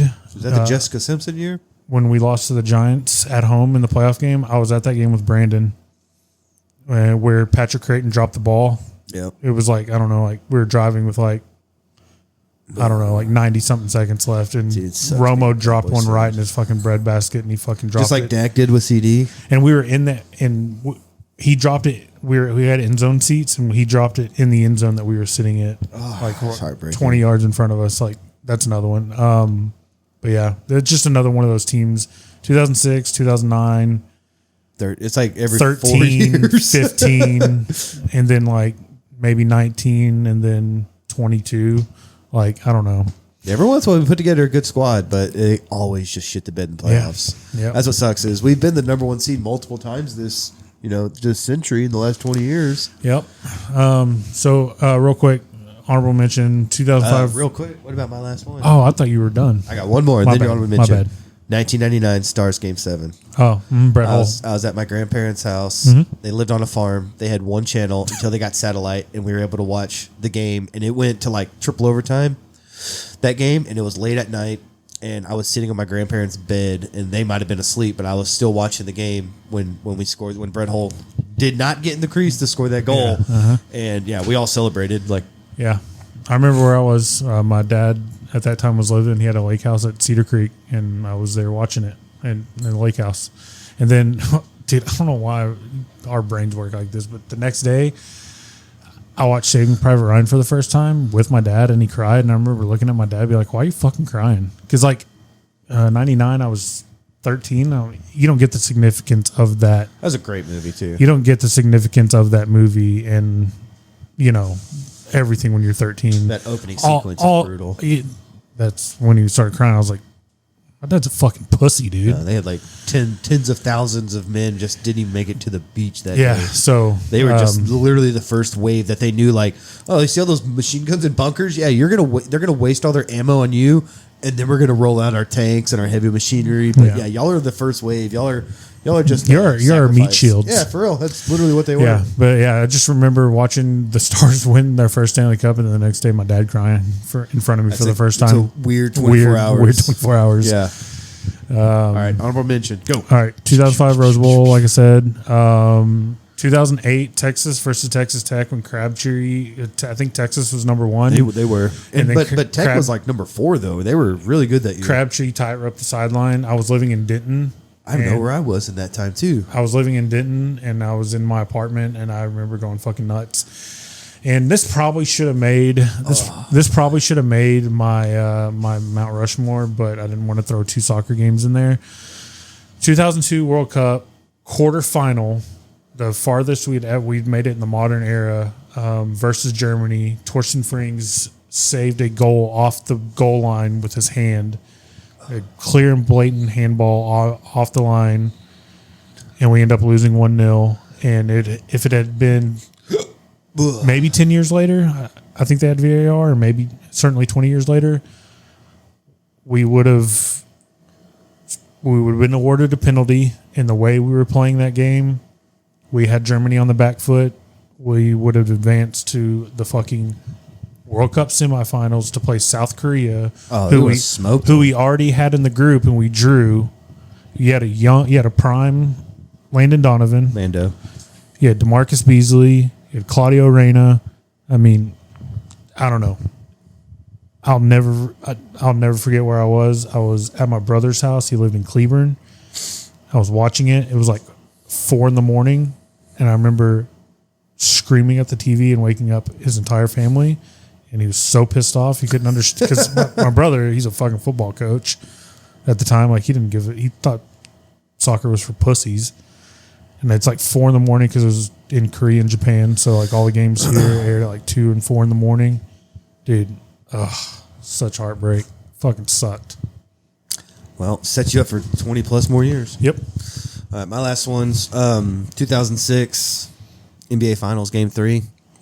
That was our turning point where we were up 2-0, and then David Stern says, "Not on my watch." And we're going to give Dwayne Wade all the free throws. He literally took like 186 free throws in those games. Like he took more than like the team. But I remember that because I was working at Red Robin for like Red Robin. Yeah. Yum. I've only been back there like twice since, but it wasn't bad. You know, you get like free food. I'd get those onion ring towers that no one ate. hell yeah, I'd be tearing up onion rings in the back kitchen. That was the only time I worked at a restaurant. Wait, were you like if they were pulling them off the table, like if they were I was busting the table? busboy. I was busboy, dude. You were eating. Oh my god! Fuck yeah, dude. Oh, dude. Hey, I 'cause know. we put Hey, them no up, hate. It was No like an hate. Eiffel Tower. Yeah, and I would take like the one off the top, and I'd be like, oh, these three are good. Yeah. Hey, I'd no tear hate. them up. No hate, dude. It was like me and That's some awesome. Mexican dude just back there eating onion rings. He was a cool dude. No hate, man.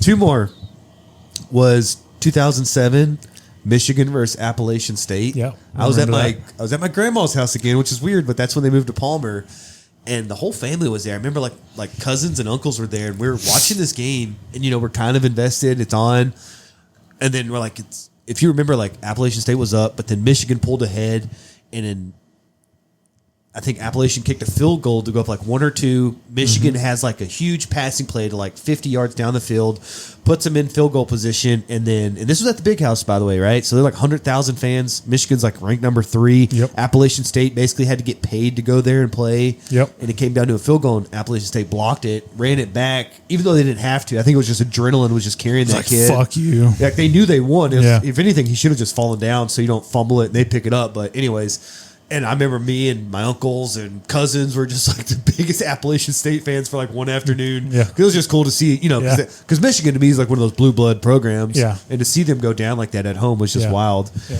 The last one, this is one that I was actually at, was the 2020 Winter Classic at the Cotton Bowl.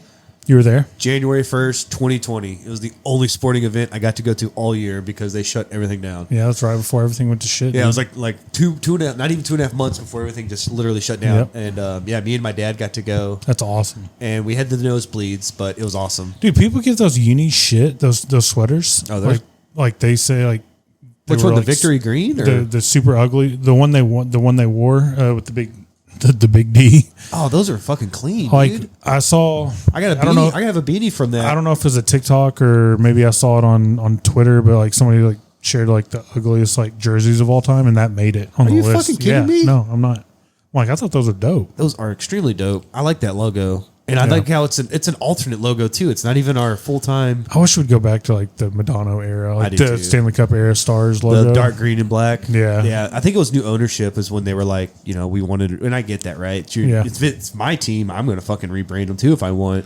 Calm down, Jerry. But the Victory Green's growing on me. I just don't like when they do like the neon and black. I'm not a fan of that. I see. I do like that. Nah. I do like that. It's not that I hate it, but it's just not my favorite look.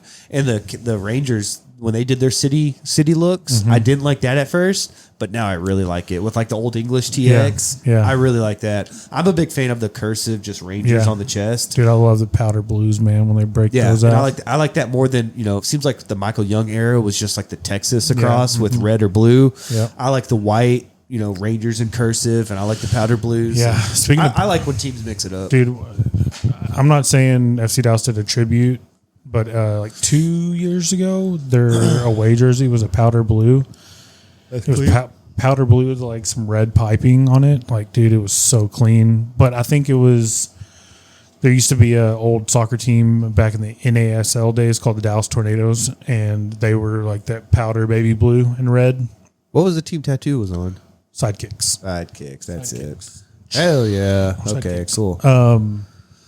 Speaking of Rangers, dude, they're on a tear. Like, Yeah, I think we're a game and a 14 half. of 18. I think we're a game and a half out of division lead With Houston. Yeah, and we got a big series with them coming up. There's this lady on my route. I always joke Clay that she's like my girlfriend, and she's like 60-something-year-old lady, but she bakes me cookies, and Yeah. she's the big Houston fan, and she'll like stop me wherever I am in that neighborhood and talk to me. And she talked to me today, and she's always like, "Hey, Rangers looking good," and I'm like, "Yeah, better than the Astros." Like I always got to take a jab at her, and then we were just talking about it, and she's like, "Oh yeah, we're really hurt right now, and we're just falling in the standings," and I'm like, "Well, it's not too late to root for the good guys." Yeah, and then we just talk about it. She's real sweet. Yeah, but we're, shout out Lucia. Yeah, shout out. But we're doing it hurt too. Didn't they shut down Evaldi for the year? And are we missing Seager? Really? Yeah, I think Evaldi's done for the year, dude. Fuck, I didn't know that. No, that guy was like He was had Cy like a Young. 1.56 ERA Dude, or he was Cy something Young stupid. candidate. Well, it's like I told her, it's like, well, these games you just can't watch on local TV, and every once in a while Fox will have like a so, like a primetime game. Right. And there was a game, and it was DeGrom pitched like a month or two ago, and I got to watch that game. And I went to my dad's house, my parents' house, I don't know, a couple months ago, and I watched a game there. But I've watched 2 games this year because I just don't have access to it. Yeah, it sucks. I talked about it on the podcast. But me and Landry went to a Monday night game. One of Lauren's regulars, they got season tickets, and it's an older couple, and one of them's she needs a motorized scooter to get around. So we had awesome seats right at the top of the row, and we had lawn chair type seats, but they were really padded, and dude, it was awesome seats. Heck yeah! They hit 4 bombs. Landry went nuts. Ice cream in the helmet, oh yeah, I had to do it right. Yeah, and we were having the same conversation about the fair. I was talking about doing it right. It's I'm gonna pay for the food and not so much games, but rides. I'm willing to spend money if it's on the right stuff, and that's how I feel about the fair and about sporting events like that. Because I'm not gonna be a cheapskate. We're gonna get something good to eat, and we're gonna have a good time. Yeah. And we're going to the fair this year. Well, I mean, you can go too, but we're going to take Elizabeth out of school and go on a Friday or a Monday. Nice. Did you hear that they're not giving high school age kids fair tickets? I did, and I'm okay with that because they're all shitheads that just show up and fucking wreak havoc. Yeah. I was the state fair is tired of babysitting these fucking kids. Yeah. Okay. And when I checked the comments, everyone was basically agreeing with my, what I just said. Yeah. And I was okay, cool. Because I was I know I'm an asshole, but fuck them kids. Dude, my ideal fair visit, and obviously it doesn't go this way because when you have kids, you don't get to do what you want to do. But my ideal day at the fair, I would walk in, go get a Fletcher's corny dog, first stop, of course, hit the auto show, corny dog, and another corny dog and a lemonade, and then I'm out the door, dude. I'm there an hour and a half tops. Get me the fuck out. Well, I like all the others. I like all the free stuff. I like the car show and all the exhibits and the art show and the galleries. That's what I told Claire is once we go in, I'll pay for food and rides. I said, we're not playing games and we're not going to shit that costs extra money. We can see a rodeo for free. You can do so much stuff for free. And I like that. Yeah, dude. It's expensive to go to the fair, even the food, man. Oh yeah, it's $20 fucking for a turkey leg, dude. Dude, it's great. The little carnival that comes here.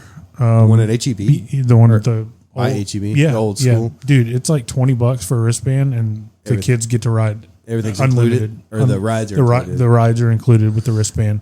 Don't those look kind of shanky though? Oh, I would never get on one. I would never on it though. Yeah, that's fine. Jeez, dude, you're telling me this thing was in Des Moines, Iowa, 2 weeks ago, and now it's here and it's spinning? No. Yeah, exactly. No. And you're looking at some toothless guy who set it up. Yeah, that's what I've never been. Him and fucking Metheny are over there fucking setting it up. No fucking way, dude. Because they've literally done that same carnival at the same location for 20 plus years since we were young. I say that, but I always end up getting on a ride with Landry. I've never been. That's what I was gonna say. They've done it every year. You should go. Never been. You should take the kids. It's $40 for the kids, and they can ride everything as much 40. as. Well, 20 for each kid. Oh, I was going to say, what, they just double the rates? No, 20 for each kid. And inflation's out of control. They just doubled. They can ride as much as they want, every ride as much as they want. And they've got everything, from little kid stuff all the way up to at least Owen would get his money's worth. Ellie might not, but Owen's a fucking fearless idiot.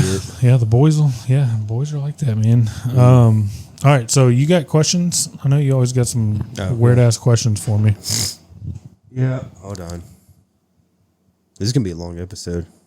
Yeah, we're an hour and 28. And we still got... And we're waiting on your wife? We're not waiting on her. Just... I saw Big Brother. Well, yeah, but this has just been natural flow. Okay. We're following the run sheet. What words do you struggle with saying? Everyday words. For me, it's the state of Massachusetts. Mine's rural. Rural. Yeah, that's a good one. Rural. I had a couple more, but no, I can't think of them. Massachusetts, though, always slips me up. And I don't have trouble saying it, but I say it funny. I say oil. Rural. Oil. I'm changing oil in the car. Oil. Okay, if the police had a search warrant for your house, is there anything that's not illegal that you didn't want them to find? Yeah. You want to expand on that? No. Okay. No. It's not illegal. It's not illegal, but you got a shrine to Alan Richardson somewhere. I've got a cock mold of his. Oh, dude, you haven't showed me yet. No. It's like, actually, I just ruined your Christmas present. So, well, I know we got ourselves a freak box at the house. So yeah, see, it's that along those lines. Like, Yeah. I don't want. It's personal. Yeah. We can talk about it on here though. Okay, here. What's one item that you don't mind buying extras of because you'll know you'll always need it? Ooh.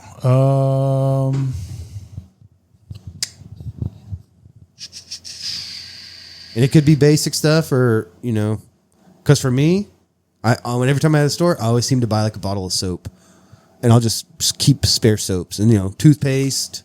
I always buy like a 2-pack of toothpaste, and I'll just like store it somewhere because we're always going to need it. I want to say like tinfoil, like aluminum foil. Yeah. Like, we always seem to need it. Yeah. It's not as big of a problem now because we go to Costco or Sam's, but paper towels. Mm-hmm. Paper towels. Paper towels are fucking expensive, dude. Yeah. It's like that's $6 for 2 rolls. Well, that's why we go to Sam's or Costco. If you ever want to go, hit me up. I would love to go, Yeah, if you actually. ever want to hit me up.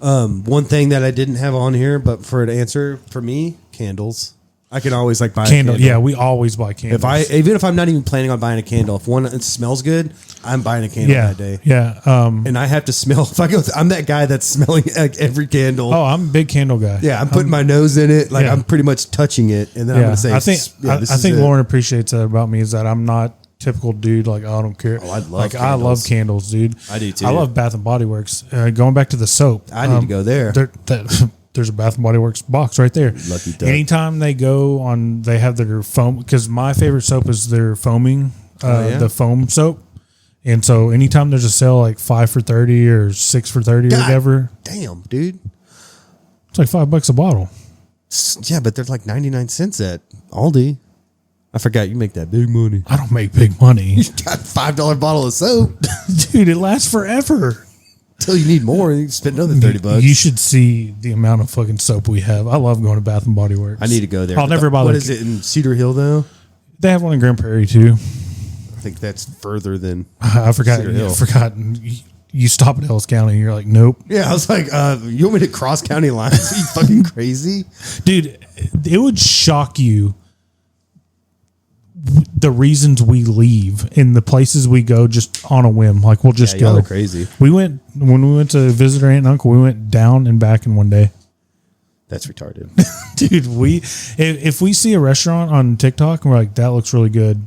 Oh, it's dinner time. It's in McKinney. Let's go. Yeah, We'll just hop in the car and go. Do that. Dude, we go all over. Like, we drive all over. I would make it 3 miles down the road and go, ooh, Whataburger. I just fucking pull into Whataburger. Hey, there's a Jersey Mike's. It's 4 miles up the road. We're Speaking gonna go of there. which, they need to hurry on up with that shit with dude, I ours. saw I can't that. fucking wait. It's dude. going to be a little bit further down by like that new Albertsons. Yeah, it's by the Albertsons. Yeah. You know, we're the only country that like uses landmarks for directions. Like, oh, you go down to that Sonic. Yeah. And you'll see a Burger King, and then you turn, and then you'll go up and you'll see a 7-Eleven, and it's right there. And Texas, we're one of the only states that uses time to measure distance. Really? Like 10 minutes up the road? go 4 miles up the road, or man, that's about 80 miles away. Instead, we'll be like, it's about an hour and a half away. Yeah, I mean, that makes sense. It's about 20 minutes away. Yeah. Instead of saying, it's 20 miles, we'll say it's about 25 minutes. I feel like I would describe it minutes over miles. Yeah, we're like one of the only states that Really? do that. Yeah. Well, everyone else is stupid. Yeah. What are your thoughts on orange juice? I like it. I like. What's your pulp level? Low to mid. I don't like a real heavy pulp. Not heavy. I'm low to none. Yeah, I could take it all the way up to mid.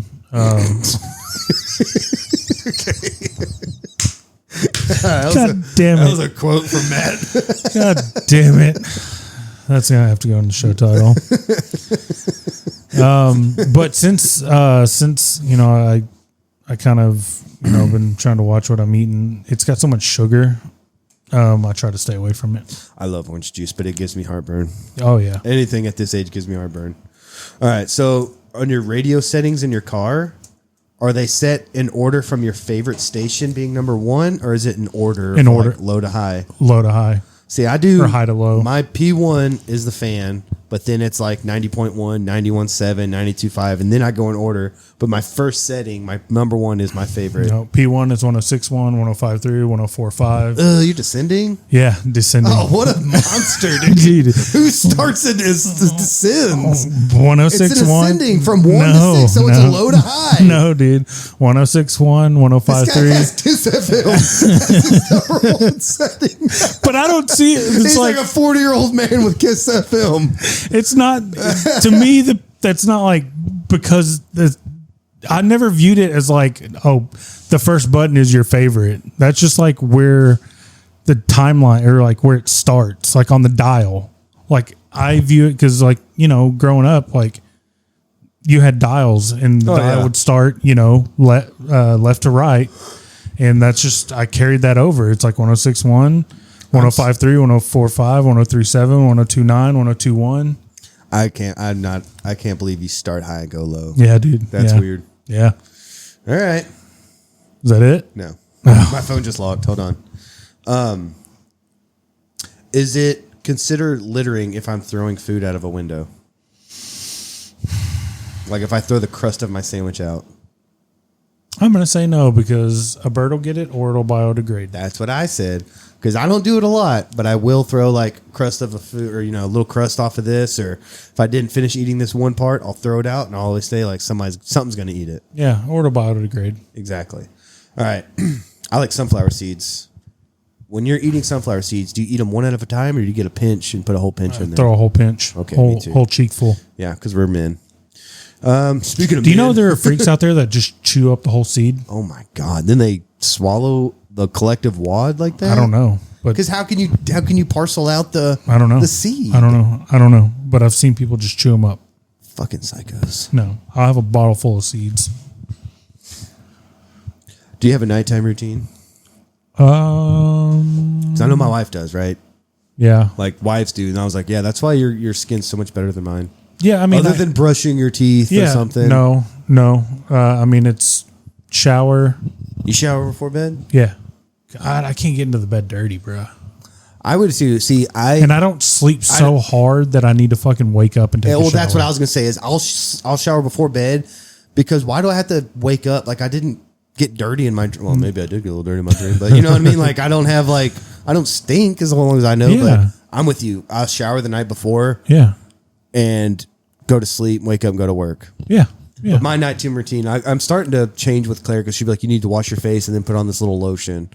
And I'll do that. And then she's really good at, like, every day she cleans out her ears. Her ears are the cleanest orifice you'll ever see. Mine are like a wax factory, because I won't change them or clean them for like 2 or 3 weeks. And then I go through like fucking 6 Dude, ends. it's so satisfying to get all of it out and you just see it on the Q-tip. Oh, have you ever done an ear candle? No. I will clog up an ear candle, dude. Yeah.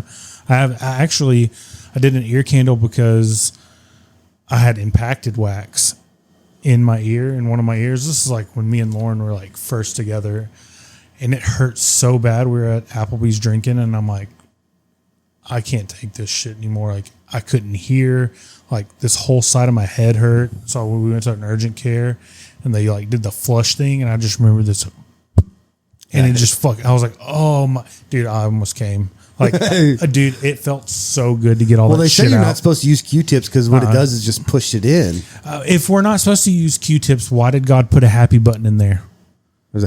Because when I get in there with the Q-tip, it is just the best feeling in the world. Yeah. It's like wiping your butt after you didn't wipe it properly the first time, and you got that butt itch, and you wipe it. I got a question. That feels fantastic. I got a question. Okay. How do blind people know when to stop wiping? That's a great question. How do you know? I don't know. I don't know. You get a spotter? I never thought of that. You get a spotter? That'd be a shitty I job. thought about that the other day, because I had one where I was just like, oh yeah, like a marker back there. Yeah, I was just wiping and wiping and wiping. It was just poop. Honestly, I can tell if it's going to be a lot without looking at it by feeling it. Yeah. If it's like feels wet, and then I'm like, oh, this is one of those days. Yeah. But yeah, I don't know, man. You know, but if you get a dry one, Hey, find you a blind guy. Hey, bud. Quick question. I know we just met. how do you know when to stop pooping or wiping?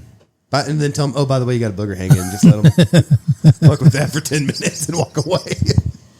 Tell him he's got his zipper down or shoes untied and walk away. I got some in your teeth, bruh. Is that it? Is that all the questions? Oh, there's one more, I think. Oh, would you be okay with letting your wife go through your phone? Yeah. Nothing to hide. No, she knows my password. I'll leave my phone out all the time. I know her password. I leave mine too, but I was like, I'm on Reddit, and I'm on a page with like yoga pants. Oh, see. That's about as spicy as it gets on there. Yeah. No, I mean, there's nothing like crazy to hide, but I know if you open it, it's gonna, you might scroll for a minute. You might like see some jiggly, yoga pants, booty. Yeah, yeah. No, she nothing knows like hardcore though, which is good. No, she knows my password. I know hers. Yeah, I mean, I know her password and she knows mine. But like the other day, I was showing her all that stuff, after Charlie Kirk, and I was like, oh, it's on Reddit, and I'm like, hold on. I had my phone like this, and I was like, oh, hold on, let me look, and I kind of pulled my phone closer to me, and I was being careful as I scrolled. I was like, okay, here we go. But yeah, I was like, oh, go. Okay, we're good. Here you go. All right. I got hills. Oh, that was a question. No, these are hills. Unless you had a question. No, my only question was how to blind people know when to stop Which is a great wiping. question. I don't know. Where you going? We're getting close to BB, so I'm just going to set this up for the old ball and chain. Okay. I can't remember where I last did these. I'll start with this one. I think The Wizard of Oz is the most iconic film ever made. Most iconic? Yeah, like it was almost 100 years ago, and they had remakes, reboots, TV shows. It's everyone knows the song. It's just probably the most I don't know, but like recognizable film around the world. Like I'm not saying it's the greatest film, but I mean people from around the world know The Wizard of Oz. It's been going around for like generations. Maybe two contenders. Okay, Titanic, no, and Avatar. Not Avatar. Titanic, maybe, but you got to think though that Wizard of Oz. I mean, that came out like in the 30s. Yeah, and that was the first movie to show like in Technicolor like that. Yeah, Gone with the Wind. I don't think it beats out Wizard of Oz though, man. You're the movie. I mean, Elizabeth was Dorothy like 4 years ago. You're the movie buff, so I'll. Fuck. I'll. God damn it! That was rude. You're rude for walking in. I'll default to you on that one. Wizard of Oz, most iconic film of all time. No. Okay, well, you can get the fuck out of here then. Okay, how about this? Thriller is the most iconic music video of all time. No. Hey, what is she doing here, by the way? She's being a negative Nancy. So we give them the right to vote, and then they can just fucking barge in. Yeah. You know what? Maybe suffrages wasn't a bad idea.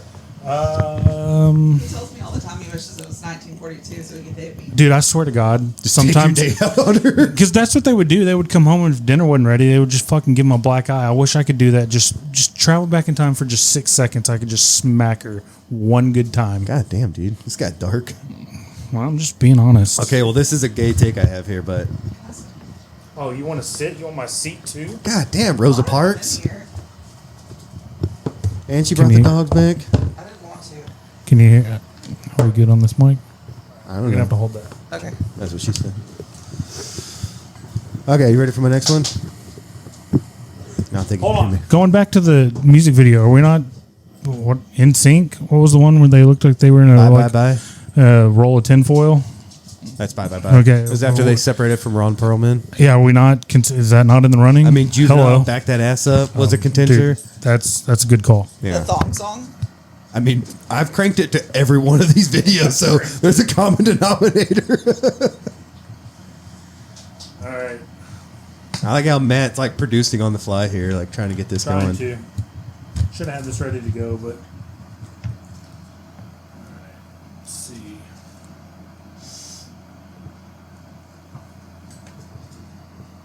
Might have to adjust them. Can you hear? Uh-huh. You mean adjust your level? No. You sure? All right. Okay, we're still going? Yeah, we're still going. All right, last one was if you're not willing to sing Love Fool by the Shardigans as we drive through the Texas Hill Country, then I don't know if we can be friends. What was the song? Love Fool, love me, say that okay, you love. I got you. We were driving through the Hill Country and that came on, and I just like embarrassed the kids and like turned it up and was singing My Heart's Desire. And I was like, I don't know if I can be friends with somebody if they would not enjoy that song with me. Yeah, all right. All right. It was such a scenic view. It's a weirder hill to die on, but it's your, that's your hill. Yeah, these were not popular hills to die on. No, they weren't. All right. So, for the first time in probably a couple of years, it's time to talk Big Brother on this podcast. Yeah. Because Maddie has been locked in all year, and I've created a monster. So she's been mentioned many times on the pod. So let me introduce my beautiful, wonderful wife, Lauren, to the podcast because she is now obsessed with Big Brother. Excellent. She's in the feeds. She's getting spoilers, which I think is lame. Don't do that. I think it's lame. That's lame. Super lame. But she can't help herself. She's so locked in and she's so into it. I have a real problem. She has a problem. So, Big Brother 27. Yep. What are we thinking? Not as good as last year. See, I don't have that for reference. You never watched last year? No, and that's the beautiful thing about her getting into it now is now throughout the year we can just pick a season and just watch. Do you know who won? Yeah, I know who won. Okay. Because they, for whatever reason, I watched that stupid Friday show with Derek and Oh yeah, we watched that. What's her bitch ass? And they had Taylor Hale. I don't like Taylor. She's the worst winner since Josh. Turn you down. Is that good? Yeah. Okay. All right. Turn you down. All right. So let me get to trying to get to the eviction orders so far. Zay. Okay. Amy. So week 1 we had Zay, which Beefcake. yeah, there's a reason he left He was a gay Mormonism. Mormon. Wasn't because he wanted to. He was gay? Dude, think so. I think I think he was too. Gay Zay. Gay Zay. And then we had Amy week 2, which to me, she was never, there's those ones every season where you can just look at them and be like, they're here for social media. They're not a real player. Oh, they do that. Like, there's like 3 or 4 still in the house like that. Yeah. Week 3, I was sad to see him go, which is Adrian. Adrian was such a good guy. Yeah. And we'll get to this when we talk about where we are currently, but that was a Lauren HOH. Yeah, so I texted my parents. I said, Lauren's now gotten out the 2 most likable people in the house on both her HOHs. Yeah, and she's which had is such a waste. She's had disastrous HOHs. Yep. Jimmy, which I couldn't wait for that dude to go because the worst. he was trying too hard to be icon, like have that BB. That's been a theme this season though, because Ashley did the same thing with her little when she got on the block a week ago. That was 100% a planned speech. Oh yeah, she planned that. And going I told in. Claire, like, what I love about old Big Brother is these moments weren't fabricated; they were No. genuine, and now everything is planned ahead of time, and because they want that iconic moment. Yeah. They want this. Yeah, Yeah, they want And their little I don't time. know if you're on the BB subreddit, but somebody made a post and the title was the social experiment part of Big Brother is gone. Oh yeah, Because like I showed her season 2. ruthless. I showed her season 2 with like Dr. Will, and like the first Boogie. and Boogie. I was like, Is that the season where the guy like held the knife to Yeah. the chick's neck? Yeah. Sorry. That's crazy. yeah. So like I was like this Pre-social media, it was a lot different. just to show her like the stark contrast of like today's game, like, even versus less than 10 years ago when like Cody was on there, that Marine, the Terminator guy. remember how like- racist season like 15 was? Like it I was could see all the people that would. yeah. All right, so There was that old UFC fighter Yeah. that was like real big misogynist and Yeah. he was just an asshole to everybody. Yeah, dude. Those people wouldn't even make the top 100 of the casting now. All right, so then we have Zach. Zach was weak. What who's is that? Zach? Oh, yeah. Baseball player. He was week 5. Whoever got him out, though, I feel like that was a good one because he was likable and he was athletic. So when you get a guy like that, that's a resume. That was booster. at Ava HOH. Oh, we'll see. That was actually a pretty good week for her. The next one, week 6, was Riley, and I that don't was a Rachel HOH. I don't like Riley. Yeah, he's creepy.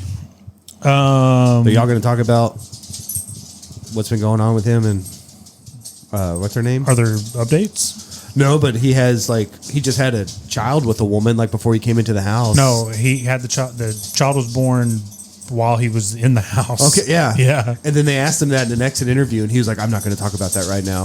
And I was like, dude, you're talking about like marrying this woman when you just had a baby. Hey, would y'all chill? Let me see if I can do this. All right. Then we got Catherine, his love interest, right after. More like his victim, dude. That was creepy. He's like, I'm gonna murder you. You don't have a choice in the matter. Y'all have known each other 5 weeks. Yeah. 7 weeks. He's like, the search is over. We're getting married. She's like nervous laughter, and I'm like, dude, she is trapped right now. But sometimes she would be into it. Like, I don't know. Stockholm syndrome. I'm about to say Stockholm Yeah, syndrome. I was like, and then next one is Mickey. yeah, pretty foxy though. Yeah, I like Mickey. You liked Mickey? I like Mickey's body. I don't think she's a very nice person. No. But I kind of like that about her too. Right? I'm a baddie. She's a baddie. We're meant to be. Do you like being hit? Like Like, physically? Oh yeah. Probably not. Oh well. I mean, so to an she's not a extent, nice person. I have a pain threshold that I can withstand. All right, and so now we're getting current. So we had the White Lotus. Locust. What? It was Locust. Was it Locust? It Yeah. wasn't Lotus? Nope. Okay, LOC. White Locust. Yeah, it was just a play on that, but yeah, it was the Oh, Locust. okay. Well, good job, BB, for tricking me there. Finally, fucking Rachel's gone. Ding dong, the fucking witch is dead. And technically, she never hit the block though. She never hit the block. She never hit the block, and that's why so many Rachel stands are upset because they felt it was gimmicky. I mean, she had 3.5 minutes, and she never made it past like the outer ring of that maze. If she would have got to go first, she wasn't going to make it. I know, that's what I was She telling wasn't my gonna dad make it. about it, because I was like, even if she went first, like, I don't know if she's even making it halfway through. No. Like, she literally just couldn't figure it out. No. Everyone else did it within a couple of minutes. If she was smart, she should have just laid back. Yeah. And let 5 other people go before her, and somebody was going to obviously fail before she was even looked at. But she had her. That's not her personality. But though. she had to grab Ava and pull her into the storage room, which is I was tired of her just bullying people. Yeah. And then if you remember a week ago, Keanu tried to talk to Ava, and Rachel and Amber or Ashley were like, "You don't try to sway her. She's her own person." And then she literally grabs Ava and drags her away to bully her into doing what she wants. And I'm like, they're so fucking. And can we just talk about my love for Keanu though? That's my dog.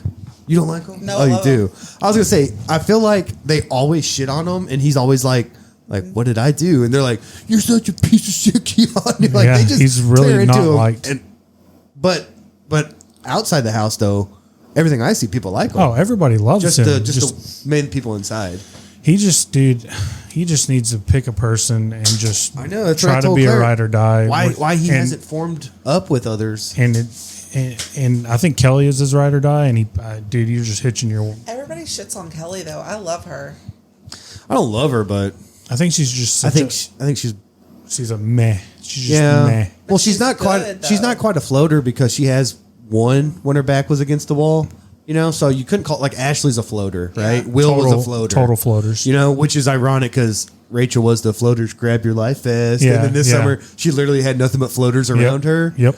But Kelly's at least played, and then Won. I feel bad for her that her social game's just never been able to take off, and I feel like maybe that was like her childhood in a way, like never popular, but Well, I think she's from one of the Dakotas. She's a fucking web developer, so she's a nerd who grew up isolated. Like, yeah, But didn't she grow up like on a farm? Yeah. And, like the town had like 7 people in it. yeah, something like that. you look like Marv from Home Alone after he got electrocuted. You okay? You're tired? All right, this is a family segment, apparently. So the latest evictee, it was Will. Yeah. Another Lauren HOH that failed miserably. She nominated Morgan, who was her original target, Ashley, and Will. And then her plan was to backdoor Will since Morgan came off. Backdoor Keanu. Backdoor Keanu, excuse me. And then I don't know how you thought that was going to work because Keanu is a comp beast. I know.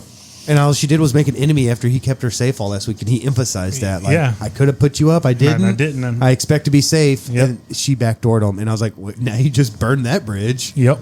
Like, I don't know. I feel like Lauren, I respect her trying to make moves, but I don't know. Maybe it's because she's young that she's just not seeing, bigger picture. But this year, these people are just so dumb this year. Like, that competition, the White Locust, I told Claire, like, I liked how it was, they put them in these pressure situations, and they're like, you got 10 minutes to figure out what you're going to do in what order, and, you know, you're going to have to draw a line in the sand. And I like when they put them in those high pressure situations. And Lauren was like, well, I want to keep Kelly safe because that's my you know, my ally, and I want to get Morgan out, but they want me to let Morgan go, so I'm gonna pick the person I don't like, and I'm gonna put my ally in danger. Like, how stupid is that? Yeah, alliances have not worked, which for a long time, alliances just ran the game, and I do like the blockbuster aspect from the standpoint of that it breaks up alliances and it makes it hard to backdoor, and you know, but it's got to come to an end because now at this point they've got to end it, right? Because there's 7 people left. What are we nominating, half the house now? Yeah, pretty much. Like, eventually I guess they will, because once you're down to we're down to 7 now. Like they've got to end it. Has there ever been a season where the people cry as much as they do on this season? I don't think we talked about that too. Like Vinny cries every episode, like to the point where it's kind of embarrassing for him. Yeah. And you know he has like a 7-year relationship. Yeah, Lauren's all over He's that. gonna be single. Well, and Claire was like, well, maybe she told him like do whatever it takes to win, but I'm like, no. Like No, they show each other and they're like, I was like, dude, if I walked in and you were like talking to a guy like that, tell him. Oh, because Lauren told me that they had a conversation. And before all the things that were okay and not, and she said flirting for the game was not. Before he went into the house. I think he's doing more than flirting. They've been talking about like their hammock time, and I think he's getting like some tugs under there or something. Him and Morgan? Yeah, he gets super excited. Then I saw that they took a shower together and forgot their towel. Well, so I saw some stuff, and I guess Vinny was playing pool with Lauren, and Morgan was just sitting there with Will and Ashley just staring at him, crying. Oh, God. Because he was hanging out with her. Yeah. And that's the other thing is, well, that's part of my game is I have to socialize with other people. She's like, I can't believe you're talking to that person. It's like, bitch, It's like that's the whole middle game. school. Yeah. It's like the point of the game is to make relationships to where they trust you enough to like, you know, let you do what you want. Yeah. But I think Morgan thinks that they're like, they're together. She's like the Riley now of the house, where like she's convinced that she now has a relationship. So, and this is what I was going to talk about. What I was talking about pre-show. She can't stand him, but to me, Vinny is playing Big Brother. He is telling everybody what they want to hear. Yeah. He is lying to people. He's he's covering his ass to me. And that's a good way to play until it's not. Yeah, until it blows up in your face. Because now we were talking about this last night when we were watching the episode. He's gonna have to decide Lauren or Morgan. Like it's gonna, and Morgan's already suspicious because he picked Lauren to go and do the wheel over her, which started like waterworks for that. I wish Lauren and Morgan would sit down and talk and just compare notes. Freaking compare notes. And they could parcel that out real quick. Yeah, the drama, and then go confront Vinny. Yeah. But yeah, Vinny is playing because it's a social game more than anything. Like I'd rather have a great social game than a great like comp game. Yeah. And you could win a couple comps, but if I'm good with everybody and I know no one's going to put me up, that just shows you how good of a player. But that could also put you out because that's what got Will out. Because anybody sitting next to Will is going home. But you remember in Paul Final from Two. a couple years ago? Yeah. I mean, it was all about friendship. He was making friendship relationships for everybody. He went back-to-back Final Twos and back-to-back years. Yep. I think he lost to Josh and Nicole, which is like 2 terrible losses to take. Yeah. As much as I want Keanu to win, do you think he can? If he's Final Two, do you think he'll win? Oh, 100%. He's got the resume. He's got the resume. Who would beat Keanu in a Final Two? I don't know. No, if he makes it there, he's a lock. Yeah. The only way he's not going to win is he's going to every week he's backs against the wall, but What every if week it's he him comes. and Ava? What? I don't know. Easy, Because Keanu. isn't the end game like part of it like the jury house picks? Oh yeah, there's going to be 9 jury members. That's why there's an odd number. Pick Ava over Why? Keanu? She sat out comps. Fuck. I just spoiled the fucking next HOH. God damn it! What are you doing? Well, when I had this link posted for the evictions, I posted this link before last night's episode, and last night's episode, was it an endurance or what was it? I don't know, but last night was a live eviction, and they always record HOH right after live eviction. They're not even having an episode this Sunday though. You No, know that. but they've already recorded HOH because of the feeds were down. And anytime the feeds are down, that means they're recording. Well, I don't want to know, dude. Oh my god, I just spoiled fucking HOH. What a fucking week this is gonna be. Hopefully it's Keanu then by that. What a week. The only person who would have an argument next to Keanu Final 2 would be Vinny. Because Vinny's played a game to where if he can make it Final 2 after lying into making Final 2s with everybody, if he can make it all the way, that would be a toss-up. I'd still give it to Keanu because it's one thing to be everyone's favorite, but it's another thing to have the target on your back every week. Everybody's hated. Yeah, and still make it that far. I have more respect for that. Yeah. Because anybody can suck up and, be likable. And Vinny that's what I don't like with Vinny is he'll be like, oh, I really messed up. I'm so stupid. And then he just cries and it's like Pity and party. you're like, okay, I'm sorry. Yeah, like just don't do it again, which he will. But the fact that he just like... He's burned Keanu so many times. Yeah, and he just like demasculates himself and just cries. And me and Claire just like... This fucking guy just won't stop crying, and that's he talks and talks and talks, and then when he gets caught, he cries about it, makes you feel bad. Dude, I don't like. I did like him at first. I did, and I have him as my maybe kill on my F Marry Kill.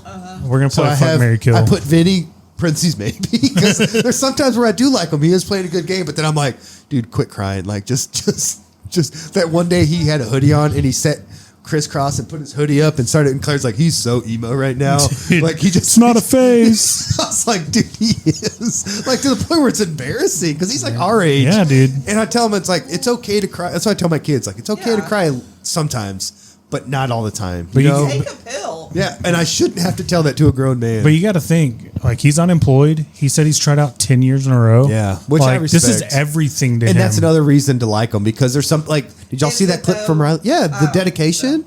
You don't think the dedication of trying for 10 years and getting it? Maybe if he wasn't such a bitch, he would have got it a long time ago. Well, there's other people though where it's like, hey, I'm just a handsome guy and I have a following on Instagram, and they'll put you on. Yeah. Like Derek a couple years ago, he had no idea what this game was, No. but he was a handsome young man. Yeah. And then Riley this year, did y'all see that clip where he's like, I don't give a what about the money? He's like, I'm here for the opportunities I'm going to get, the doors that are going to open, because he wanted to go on like the MTV challenge and Well, did you hear do that all this, and I was like, he didn't know how they hate him so He much. thought America voted for the final two. He's such a He didn't even know. Yeah, he literally was like a plant. You know, that's how they get that demographic. We're going to get a bull rider from Oklahoma. We're going to get that demographic now. Dude, Lauren's been wanting me to tell you what she said about Riley ever since the premiere. So if you go back and remember when they're introducing everybody, like Riley was like, yeah, I have a brother that has cerebral palsy and blah, blah, blah. And they showed Riley and Lauren was like, looks like the palsy kind of nicked him too. And like every time he'd come up on the screen, she was like, he is the ugliest fucking man I've ever seen in my life. And then he grew the mustache, which made it worse. Dude, and then everybody on fucking Reddit was like calling him Sid the Sloth. I did see that. I saw that caught on like the last week or two. He was in the house, and then that's all I could see was Sid the Sloth. Yeah. He's just an unlikable person. He has fetal alcohol syndrome or something. His eyes are too far apart. I could see that too, man. I don't like him. I really don't. I genuinely don't like that guy. Yeah. Like that's my number one on the So who's your top list. three to win? I don't know. If Keanu, Vinny. No. I don't know. I mean, Kelly could have an argument because she's been not liked this whole time, and she's won when she had to. Is that who you want to win, or No, that's just who I think would have a chance. Who I want to win is Keanu. but top three, who would you want to win? Keanu, Vinny, or Kelly, I guess.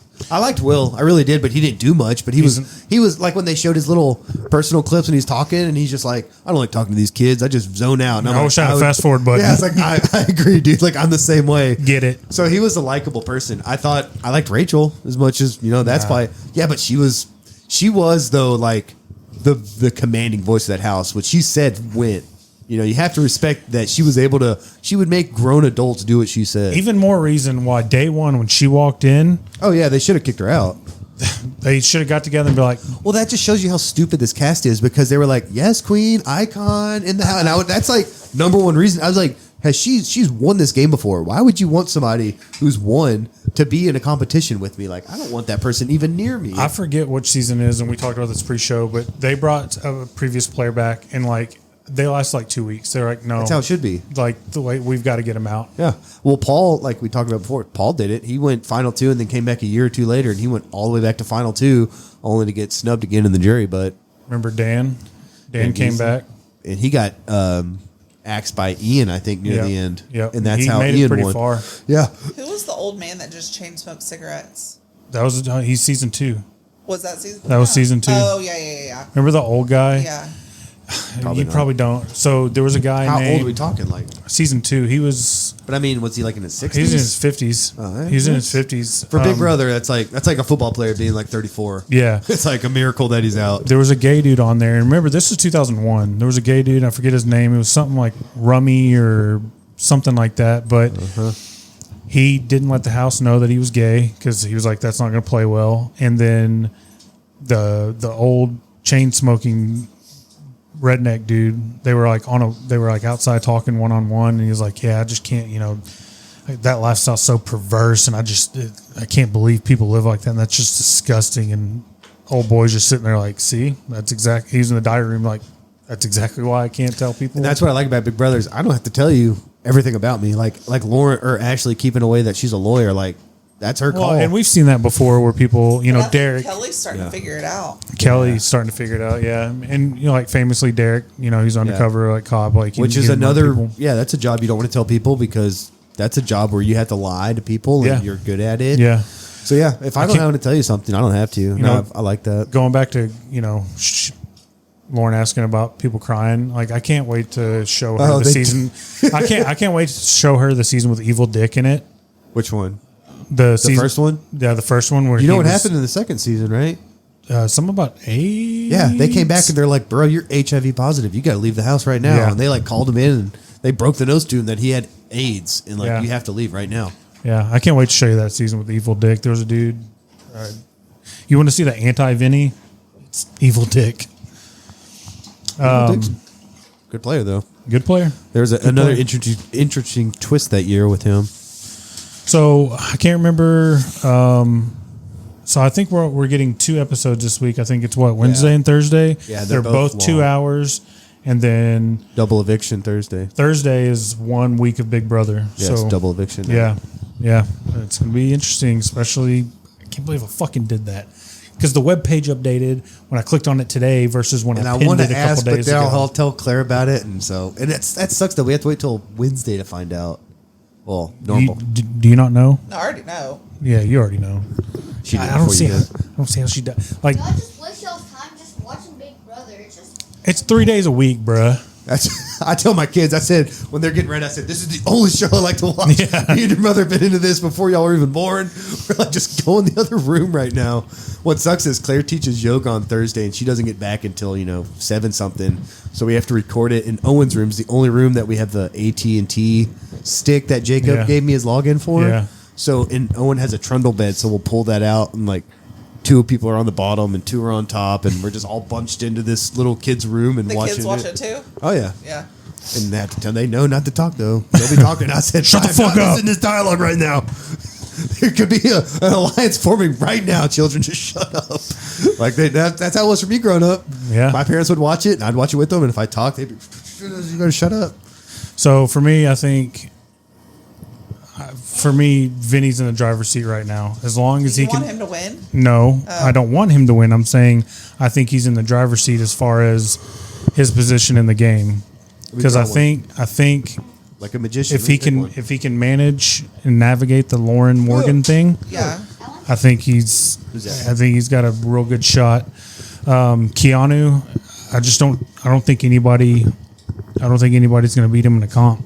Keanu, He just Lauren had says, Keanu needs to just bunk up with somebody though, Yeah. and Well, solidify I think him and something. Ashley are locked in Yeah. unless Fucking Ashley's playing him. You're hitching the wrong. Well, Ashley is Brad's coattails, so she needs to hitch to somebody. But she's smart though that because relation- she used Rachel as a shield. Yeah. And she's using Keanu as a shield. But if she smart makes for her. if she makes it to final 2 though, that's her whole argument is I use this person as a shield, whereas I wouldn't respect that as much as someone like Vinny or Kelly or Keanu that was like, I won comps when I needed to and I had a target the whole time and here I am. Rather than, well, this person was my shield, which means you were just riding coattails to me. Yeah. So for me, I think it's Vinny probably in the driver's seat right now, and then Keanu. I think as long as he keeps winning comps and he can he can work on his social game and get him a ride or die. Yeah. Which at this point, I think it's hard to get a true ride or die. I think you've got to establish that. But maybe it's Kelly. Now for it's him. just necessity, though. Maybe if someone maybe doesn't it's have Kelly one, for him. it could be. Y'all have a fuck, marry, kill? The whole cast? Yeah. Okay. I could come up with one. You want me to go? Yeah, you go. I am gonna fuck Lauren. I think she's the hottest one there. Okay. All right. Lauren from Big Brother. Now that your wife across from me. I guess that's a good title. Yeah. I'm gonna fuck Lauren. That's the title of the Quote, episode. in parentheses, not your wife. And then parentheses, special guest episode, Lauren Edwards. Okay. But yeah, I think she's the hottest. I also really like Mickey, as I said before, but I'm afraid she might break my wiener off mid, action. I think she's a little too much for me, a little too much woman. She's working those kegels. Dude, she looks good though. When she wears like yoga outfits, she looks really good. I am gonna marry Keanu, obviously, Beefcake. Duh. Like, who else, right? Duh. He's gonna take care of me. We're gonna play Dungeons and You Dragons. can go home and play D&D. Like, that just sounds You great. can go home, bang it out, and play D&D. Well, that's why I'm gonna marry him, not fuck him. We're gonna be we're gonna have an open marriage, but at the end of the day, I'm still gonna come hang out with my boy. It's very progressive of you. Yeah, and I'm gonna kill Radley. I just don't like that guy. Okay. I also had three other names on my kill list: was Ava, Morgan, and Vinny. Jesus Christ. Fucking psychopath. It's like a manifesto at this point. Well, at least with Vinny, it said maybe. I would probably go Morgan if I really had to, because I just something about Morgan. I just haven't liked her all season. See, I like Morgan. I just haven't. the There's something. worst. Yeah, I just can't find any qualities I like about her. I like her because she's loyal to a creepy level. Oh yeah, But almost to like a stalking. But by God, did she not make a final? She not make a final two on like day 2 with Vince And stuck with it. dude. But Lauren made final 2 with Vince day 1. Yeah, I think making a final 2 with Vince isn't as big of a deal as you think it is, because he's made with like 5 other people. Well, no, I didn't say she was smart for making it who she made it with, but she made one. But she's been loyal to she's that been one. loyal. Yeah. And every game move, she's had him in mind, where it totally hadn't been the other way. No, Vinny's 100% about Vinny. And I love that. That's the why way Big Brother's supposed to be. That's what I tell can Lauren. make final 2s, but at the end of the day, it's what's best for me. Yeah, yeah. Do you want to get in on this fuck, marry, kill action? Probably Mary Will. Hell That's a good choice. You're going to be here's Vanilla Drop. Vanilla Drop. Vanilla Drop. That's in the title. That's in the consideration for a title. I'm torn between killing people. It's either Ashley Damn, multiple. 2 psychopaths. or Rachel. Okay. Oh.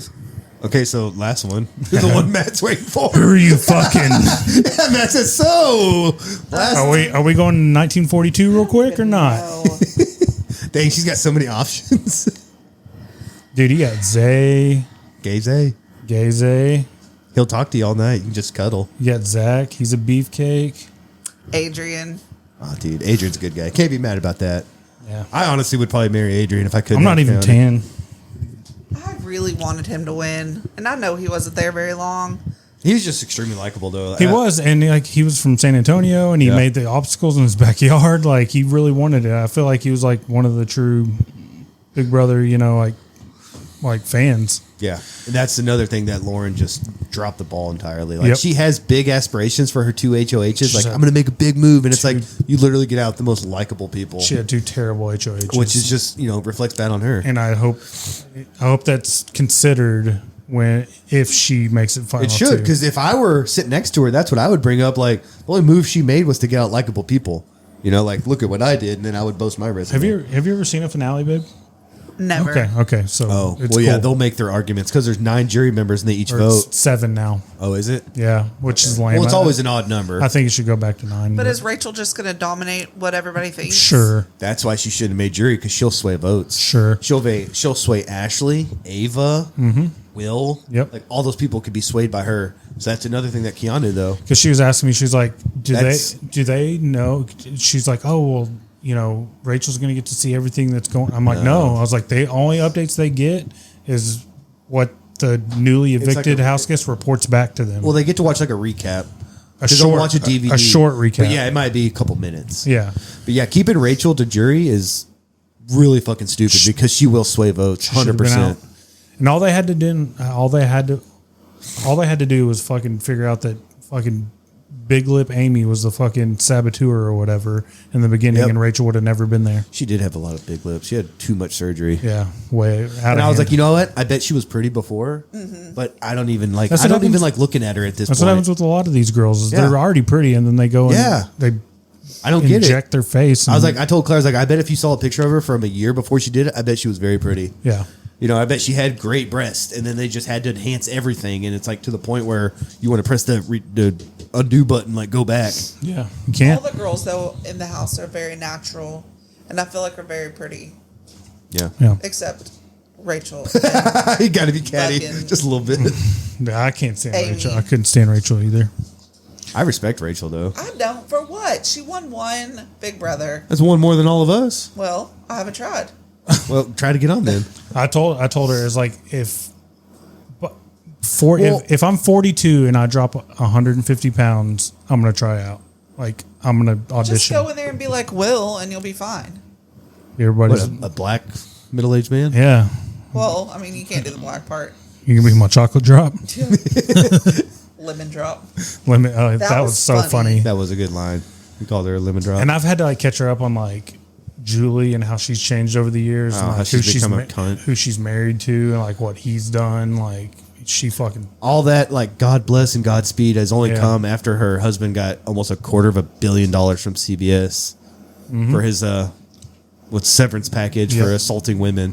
Yep. And then she quit her little talk show because she didn't want to be confronted by the other women on the show about her husband's disgusting behavior. Yep. Yeah, fuck all them. And then she never was Julie Chen Moonves. Nope. Until Always- after that. And then Yep. she picked up the Moonves part. Yep. And then she wears a cross and she says all this religious shit. She didn't do any of that before her husband came out as being, you know, a predator, a sexual predator, Yeah. and getting it was literally like almost $250 million. Yep. So what's your fuck? You didn't do fuck, marry, kill? Yeah, I was trying to avoid that. Come on, big. Why? You're gonna okay. fuck Lauren or marry her? Or No. both? No. Right there. All right, I'm gonna kill Riley Hell because he's just a piece of shit. He's a douchebag. He's so unlikable. He's got a touch of the palsy. I'm gonna marry Catherine. I feel Okay. like she's very You're killing Riley just to get to Catherine. I like it. yeah. That's a long game. Smart. And Morgan is just too mannish to me to bang. I don't like Morgan. She's just her arms are just jacked and she's got no titties. Like I couldn't get into Yeah, it. she's very veiny. She is veiny, dude. She's veiny. Maybe she has high blood pressure. No, she's just a D1 athlete with like 0% body fat. And she'll tell you all about it too. Yeah. And then when competitions come, she crumbles under pressure. Like with that maze thing, she was having like a mental breakdown. I was like, "Aren't you a D1 athlete? Like, is this Yeah, what you adversity, fucking built bitch. for?" Yeah, backs against the wall, make shit happen. Yeah, I'm a bang Lauren. I'm gonna marry Catherine. I'm gonna kill Riley. Hey, Eskimo brothers. Heyo. Nice. Heyo. Yeah, Ava, not a chance in the fucking world. She smells. I can smell her through the TV. She's so funny. I She's like not her. that funny at No. all. Yes, she Those is. are all She's not. staged moments where she's trying to be quirky and weird and goofy Dude, and for you- the camera. dude, and we talked That's about 100% for the camera. Those aren't genuine moments. I like when she her. walks to the gym and she's wearing her big sunglasses, she knows she's on camera at that point. Dude, No, I really think she's that fucking goofy. I well, really yeah, do. yeah. She's a fucking aura painter, and you nailed it when we were talking about it. You were like, she's got rich parents. And then when she was on the block one time, she's like, I just want to thank my parents for allowing me to live this lifestyle that I live. And I'm like, fucking A, Andrew fucking called it. Who else can just live in New York City and paint people's auras on the streets and not have to worry about paying bills? Yeah. Mommy and daddy's money. Yeah. I Yeah, just don't like her. I don't like Ava I go either. on Big Brother comments and I talk shit about it. I'm like trolling on Instagram. I like her. All right. So I know HOH, dude, this week's going to be fucking wild. This is going to be iconic. No, there hasn't been anything iconic this year. Jimmy's speech about the snake Oh my bites. God. Shut the fuck Me and up, Claire looked at dude. each other and we're like, that was so fucking stupid. That was so gay. That was so gay. That was so staged. Like I said, I love genuine moments. Like when stuff happens just on impulse and like, this is my reaction. Like when Kiana was like, Don't you have a prompt? Yeah, dude, that was so talk good. to me like that. That was bullshit when she was like, I was going to give you the biggest congratulations. No, you fucking weren't. Nobody was saying Nobody Your jaw was. was on the floor. Everybody, like, that's how you know he was hated. When he won that comp, that whole fucking room was silent. Yeah. Usually there's cheers and applause and hey, good Even job. fake cheers, yeah. Dude, that room was, you could hear a pin drop. And when he said that, he's right though. You're supposed to say, "Congratulations, Keanu, you're the new, or you won the Golden Power veto." Yeah. And that's all he said. And she goes, "What'd you say? Don't talk to me like that. How dare you?" And it was more like Keanu's like this misogynistic pig, and I'm like, he's really not. He just plays Dungeons and Dragons all day, like, and probably just does squats. And He's just when it's all over, I want to go to McKinney and like stalk him and try to find him. He's gonna have fucking events like where it's like, oh, he's at this bar going. tonight. Yeah, because what I've seen online is everyone's, Team Keanu, Yeah. which makes me happy because I thought it was just like me, Claire, and my parents, because my parents like him too, and me and Claire both like him because I'm like, he just seems like a genuinely like normal dude that Yeah, he'd be a bro. Yeah, you would meet him at a Buffalo Wild Wings and like watch a Cowboys game. Yeah, he'd be a bro. Yeah, for sure. I like Keanu. I like Keanu too. That's my boy. All right. All right. I think that's Big Brother. Get the fuck out. Get the fuck out of here. Get back to the kitchen. Dude, This is probably my last episode ever. No, you'll be back to recap. Hey, we'll have Big the Brother. finale. We'll talk finale night.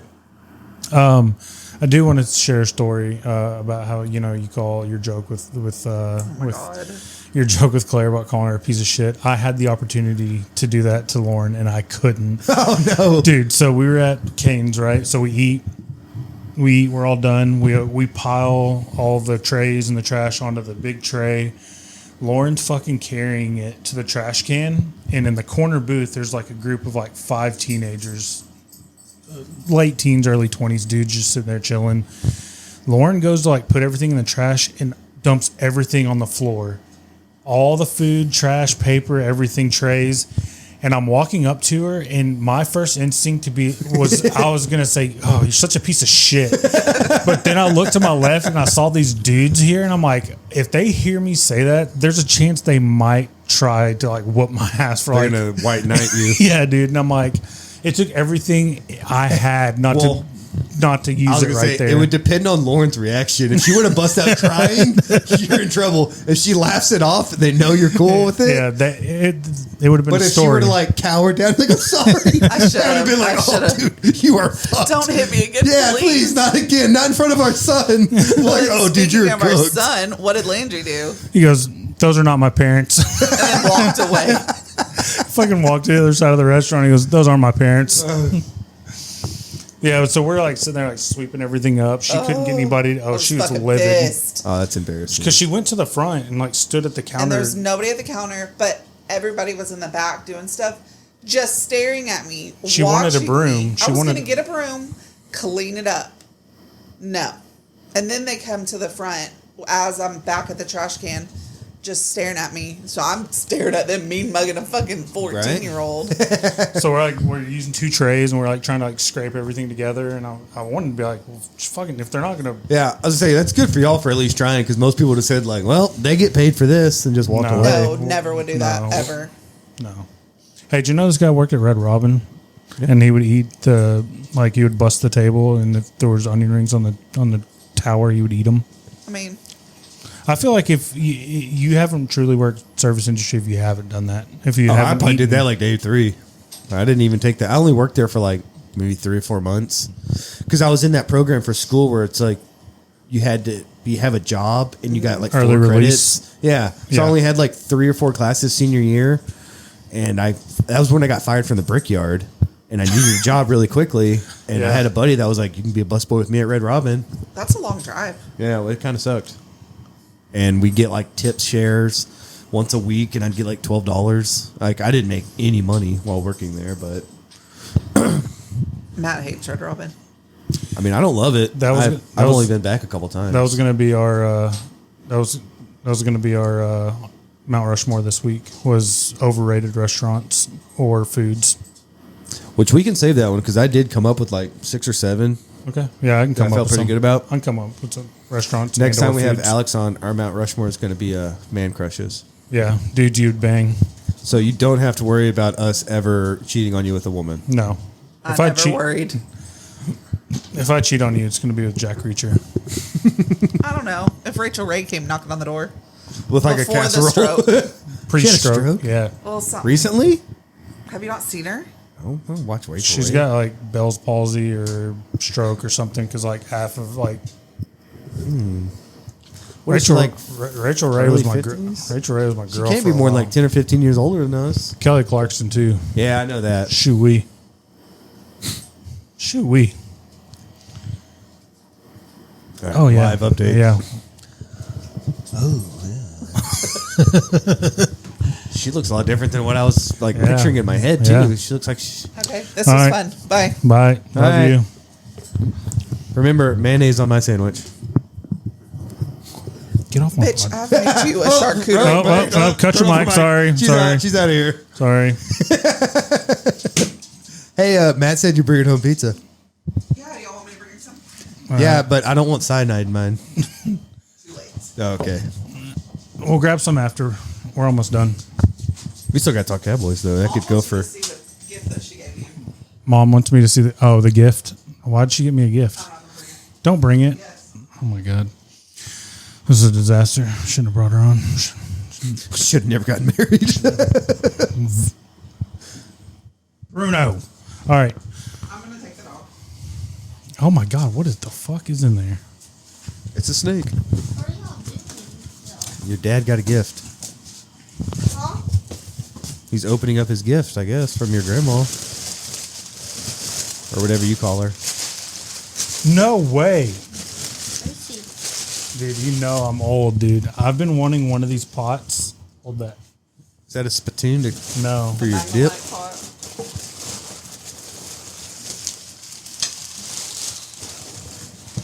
Subscribe.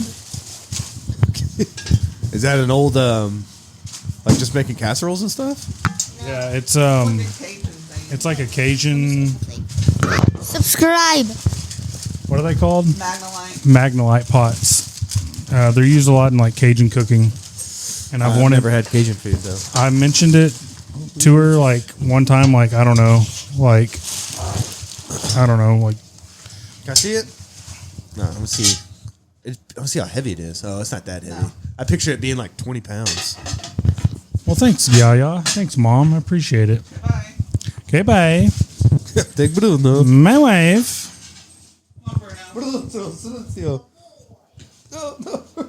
Okay. All right. So yeah, that was Big Brother talk. Mochi. Yes, Mochi is right there. I'm gonna leave him in her in here. Okay. Damn, I didn't even see that fucking come in here.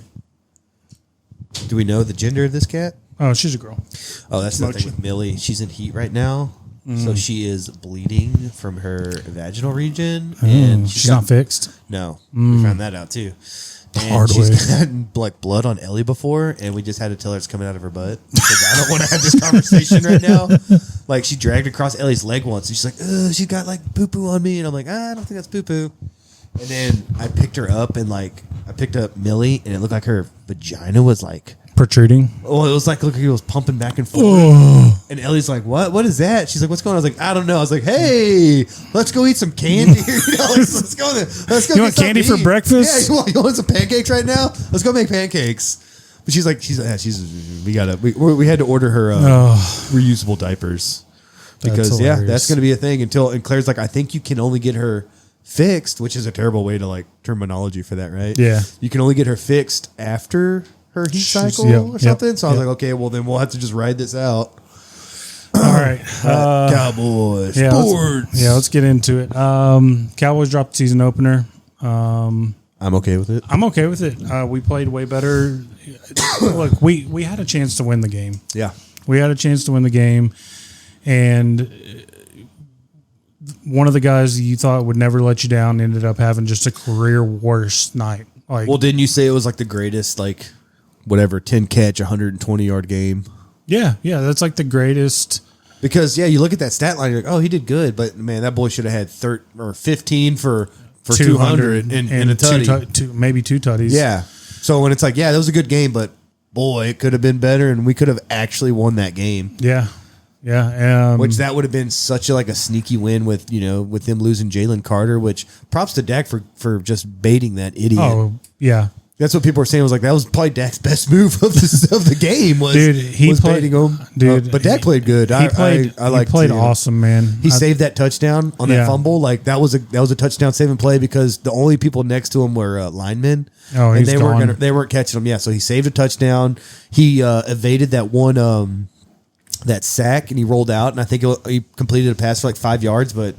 That should have been a 5-yard loss. Yep. So it really was like a 10-yard gain. He really had a vintage Dak game. Yeah. I was like, dude, I'm having fun watching him right now. You can't, and props to Brian Schottenheimer. Like, we, obviously had that news drop on while we were recording, and we had. Oh, about his hiring. Yeah. About his hiring. And we weren't thrilled about it, but then we were both like, okay, well, let's give the man some time. I think he called a great game. Yeah. I think he's not as bad as we thought. Like we just shit on him immediately, and that's not fair. But to go into the link on banner night when they're getting their rings, that's what I said. The defending champs. It's opening day banner night. I was like, dude, I wouldn't be surprised if we lose by 20 points because the Eagles are gonna be so fucking hyped for this, and I would be too if my team was literally unveiling a banner and we're playing the most hated team. Like, I'd want to crush those people. Yeah. So the fact that we had a chance to win, it's a loss. But even guys at work were like, wasn't that bad. Like, could have been worse. We had a chance to win late in that game. Yeah. And Did you see CD the next day? Oh, he's a judge machine. Yeah. So I like that too. And he got asked by a reporter today, he's like, do you want to be put in these positions? And he goes, hell yeah. He goes, excuse my French, but hell yeah, I want to be put in those positions. I think he might even said it, but 9 times out of 10, like he's catching that ball. Yeah. Yeah. 9 times. And Dak just right in it. That was a beautiful throw. We're talking about that one where he kind of out on the post. Yeah. And then took and then to where it was like just right. I mean, it was right there. It was right there. And then even on the last drop on where Dak put that ball to where only he could get it, because if he throws it front shoulder, it's getting picked off. If he throws it back shoulder, it's getting picked off. Yeah. He put that right where it needed to be. Dak looked good. Dak looked really good. And then who was it? Javonte Williams got chased down. No, Miles Sanders. Where we were like, if that's Jaden Blue, that's to the house. Jaden Blue, I heard, is not going to be active this week. There's something going on with him. Like, he's not either picking up the. And I was listening to Broadus talk about it. Like, he's not practicing well. Like, he's not picking. Like, it's an effort thing. That sucks. It's an effort thing. And that really sucks, because we need that change of pace back. We knew you were going to do that too, dude. Yeah. Because I liked Javonte Williams on the plays I saw with like the power running. Because I like that thunder and flash. Yeah. But we need the flash. Like, we got the thunder, right? Because Miles Sanders could also get some short yardage. But Javonte Williams is that goal line back. 12 carries for 50 yards in a tutty every game. That's a good game. Or what, I'm just saying, like, that's what he could get you, right? Yeah. He can get you a good 10 to 15 carries, 50 to 70 yards and a touchdown. That's a fucking good game from a second or third string running back. But Jaden Blue, I'm bummed out about the Parsons trade, obviously, because it all came down to Jerry's ego, and we lost a generational player entering his prime. But even though those picks are going to suck for us, how fucking stoked are we going to be on draft night? Oh, me and you? I'm going to be like bricked up. Oh, fully bricked. Like, we're going to have an Alan Rickson like cut out on the wall with a draft on, and it's just going to be like 2 dudes bricked up all day. I'm not wearing sweatpants. wearing the gray kind where it just shows. You can see my outline. And the Serge Ibaka pants. Oh, shit, I wish. But yeah. Talking about the, like, in the future, right? Like, we're going to be all over that. Yeah, and as good as Mike, obviously I'd rather have Micah. Yeah.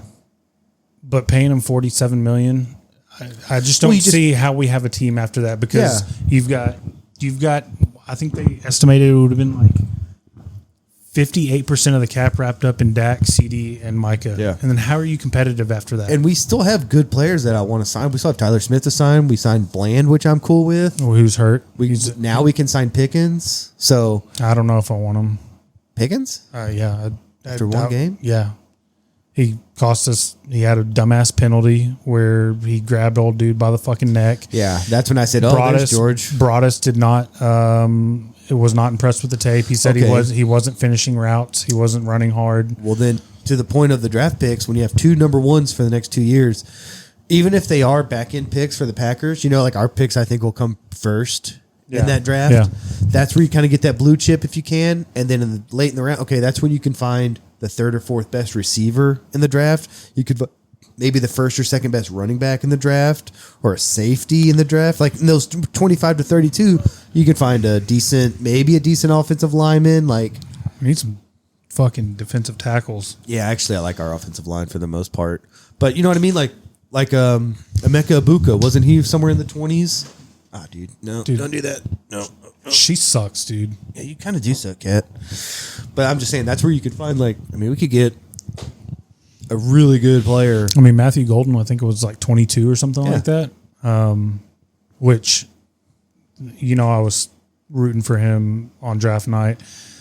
I think he went for 2 fantasy points last night, and somebody added up what it could have been. He could have had like a 22-point game. What do you mean? Did he drop? He had drops, no. he had drops. I watched barely any football this past. I didn't even watch the whole Cowboys game because Big Brother was on, and I can't record. Well, I can, but it would have been in Owen's room. Right. So I had to, when I switched over, was the whole spitting thing. I think you and the group me was blowing up, or the Discord, whatever. And then I'm like, so what happened? I'm texting my dad. I was like, did he really just fucking spit on Dak? Like, how did I miss that? And I'm watching Rachel Riley on Big Brother instead. One weekend. Hey, I'm not pulling out hairs, or we're not burning the house down. Good news is we got the Giants on Sunday and Russell Wilson is starting. So one guy said the Giants let Daniel Jones go, and then he played Peyton Manning. He played like vintage Russell Wilson, and then Russell Wilson plays like old Daniel Jones, like Freaky Friday, switched. Yeah. And I'm on the record. I like Daniel Jones. I never thought he was going to be like a top 5 quarterback, but he can be a top 15 quarterback and carry a team. Not carry he could be Joe Flacco. Yeah, he can guide a team to a playoffs and then just see what happens. But being in New York, wasn't he top 10 or even like number 6 pick or something? Yeah, he was top 10. So you're in the biggest market in probably the world. All eyes on you. Like it was unfair. So going to the Colts was a fucking good fit for him. So I'm happy. I'm all for Russ. Starting this week, but starting next week, I'm going to need to make a quarterback. Give me Jameis because I got Malik Neighbors, and I need Jameis just to start balling out and throwing bombs at Neighbors. That's what my dad was saying because he's got Neighbors on his team, and he's like, he's good, right? And I was like, he's good, but the quarterback sucks. I was like, you need a guy like Jameis, like Jameson, who's just going to fucking sling it. Just 30 touchdowns, 30 picks, but is only 30 for 30. But he needs his own 30 for 30, and it's literally called 30 and 30. But as long as 18 of those 30 are the Neighbors, I'm good, baby. But we got it's a noon game. It's a noon game on Fox. I got us winning this game. I think it's a bounce back because I think if you don't win this game, I'd say now if we lose this game, even if it's a competitive, we barely lost. Like I'm fucking worried at that point. Yeah. Because Philly's obviously very good. Yes. New York is not good. And I think Andrew Thomas, their best offensive lineman's out, and that's a reason why. So even without Parsons, I'm hoping we still get a lot of pressure. I'm hoping we get some sacks. Speaking of going back to Parsons, the other half of that trade, I was very delighted with Kenny Clark. Yeah. He's what we've needed for the last 4 years. Yeah. I'm not thrilled that he's older, but I think you got a good veteran player who's going to play hard. Him and Osa in the middle. That's I'm cool. When's the last time we had 2 above average defensive tackles like that at the same time? Jay Ratliff and whoever, like Greg Ellis. I think Ellis was a D end. He was an end. So that's what I'm saying. It's been a long time since we can say those 2 guys. And then I really liked. Was it Marshawn Nealon? Marshawn Nealon. He was our best pass rusher. Nealon was looking like a fucking stud. And I'm about done with Sam Williams. I'm about done. I don't remember him coming in. I must have missed whatever he was doing. Yeah, exactly. Yeah, I'm done with him. But Nealon, I was like, he got some dog in him. Since we're talking DMs, 94. Did you see Jadeveon Clowney was at practice at the Star yesterday? They brought him in. He must be a free agent. Is that what He's you're a saying? free agent. Him in? Yeah. He left without a contract, but maybe they can bring. Why not? He's a body. Rotate him in. That's what he should do. I think he had 10 sacks last year. Yeah. I mean, I get it, right? He's about our age. Maybe he might be like 32, 33, which in football's, reaching that point of. But DNs can play. I mean, well, and that's the thing is you bring him in on third down situations. He might play 20 snaps and he gets a couple of pressures. Like when you have a position like that, like I want to rotate bodies. Yeah. It's like running back. Unless I have Saquon or Bijan, I'm going to rotate 2 or 3 guys in. I'm going to keep bodies fresh. Yeah. And we're going to wear you down because my guys are fresh and you're not. It Yeah. should be that same way with defensive linemen and running backs. That's about it. I'm not going to rotate, obviously quarterbacks or offensive tackles or running backs, but that's a position to rotate. Yeah. So, I don't know if we'll end up signing him. I'd be okay with it. I want him. Yeah. He's a number 1 overall pick. Obviously he's in, twilight of his career, but the way Broadus was talking and I've said his name several times now, but I surely take Broadus's word as gospel because he's been in the. Got a Super Bowl ring. He's got a Super Bowl ring. He's got contacts inside the building. I just take it as gospel. He wasn't real optimistic about it happening because he was like, I think what had happened was his agent, Clowney's agent, got in his ear and said, "Don't let Jerry talk you into. Basically, don't let Jerry talk you into anything here." Oh yeah, come on back, and we'll see what else is out there. Yeah. So there's a possibility it could happen, but I'm not optimistic. So yeah, Cowboys, Giants. I got them. Let's say 27-17. Cowboys. Yeah, I could say 24-14. Something like that. So yeah, I think we 2 late neighbor touchdowns. Yeah, we'll see. All right. So yeah, let's get into what are we watching and what are we listening to. Okay. I'll go real quick because it's pretty short. Okay. Been listening to a lot of Cowboys podcasts now that it's Cowboy season.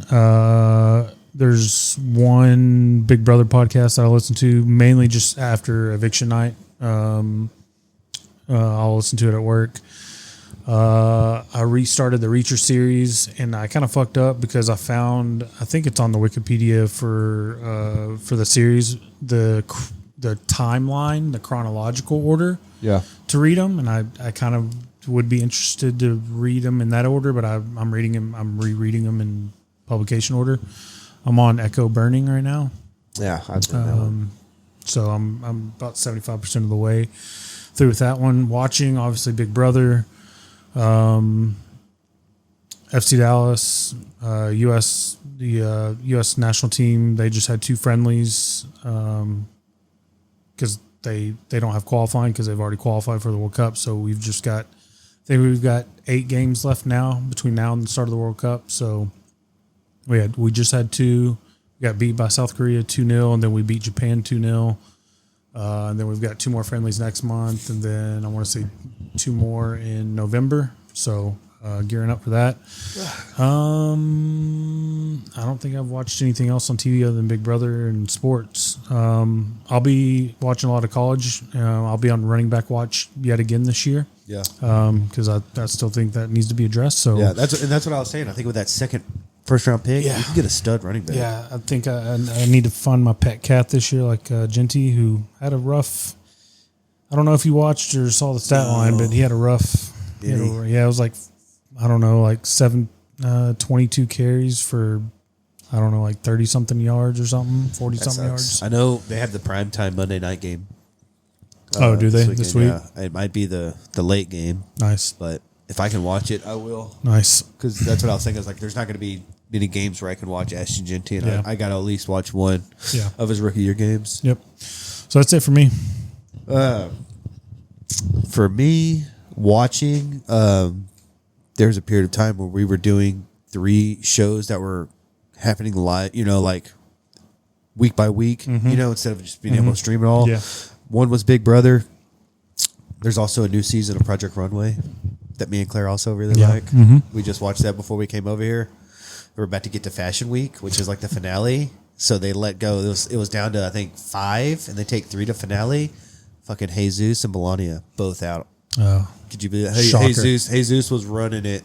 He won like 2 challenges. He was always in the top. He was in the bottom for this one, and What an upset! What an upset! It really was. I literally like gasped with that. What's it? They're both out? Are you kidding me? Like how? That's so random. It's so crazy. Big Brother. The other show that we were watching, there was 4 episodes, so it was one a week. It was on HBO. Was the Yogurt Shop Murders from Austin, like 1991? Yeah. You know, that's really crazy. Like Unsolved. Yeah, 4 young ladies, like 13 through 16, all murdered.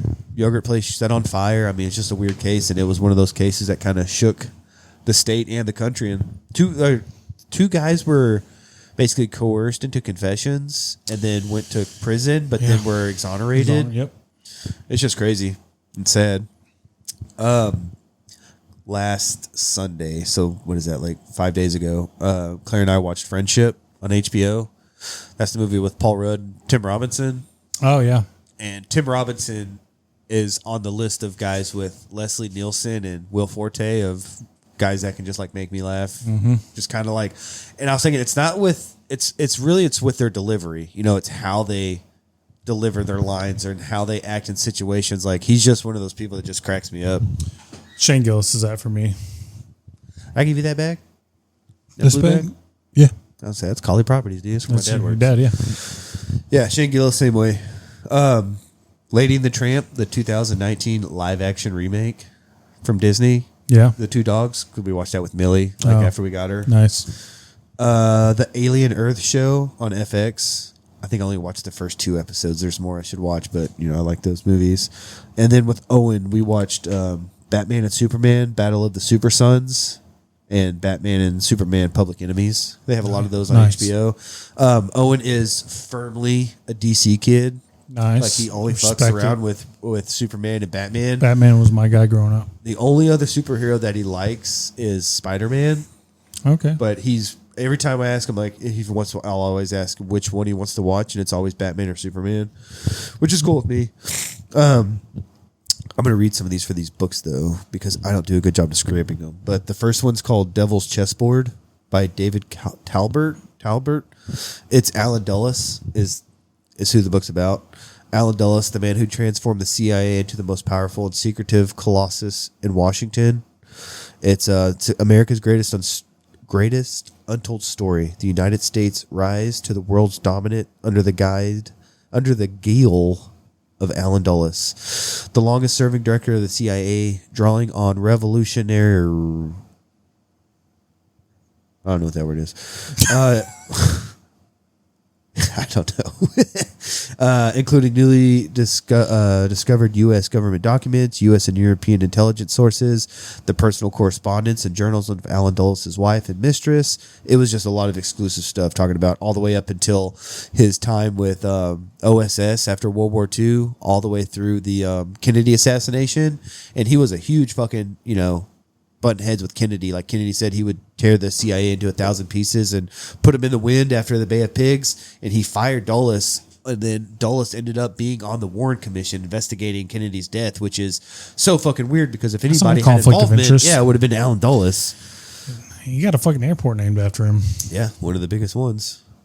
The other one's The Quiet Americans, which was by Scott Anderson.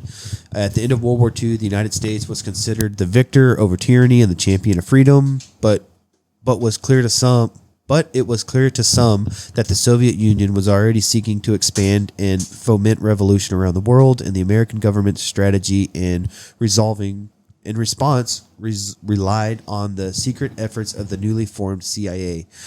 Chronicling the fascinating lives of 4 agents, Scott Anderson follows the exploits of 4 spies: Michael Burke, who organized parachute commandos into the Italian villa; Frank Wisner, an ingenious spy master who directed actions around the world; Peter Schassel, a German Jew who outwitted the ruthless KGB in Berlin; and Edward Lansdale, a mastermind of psychological warfare in the Far East.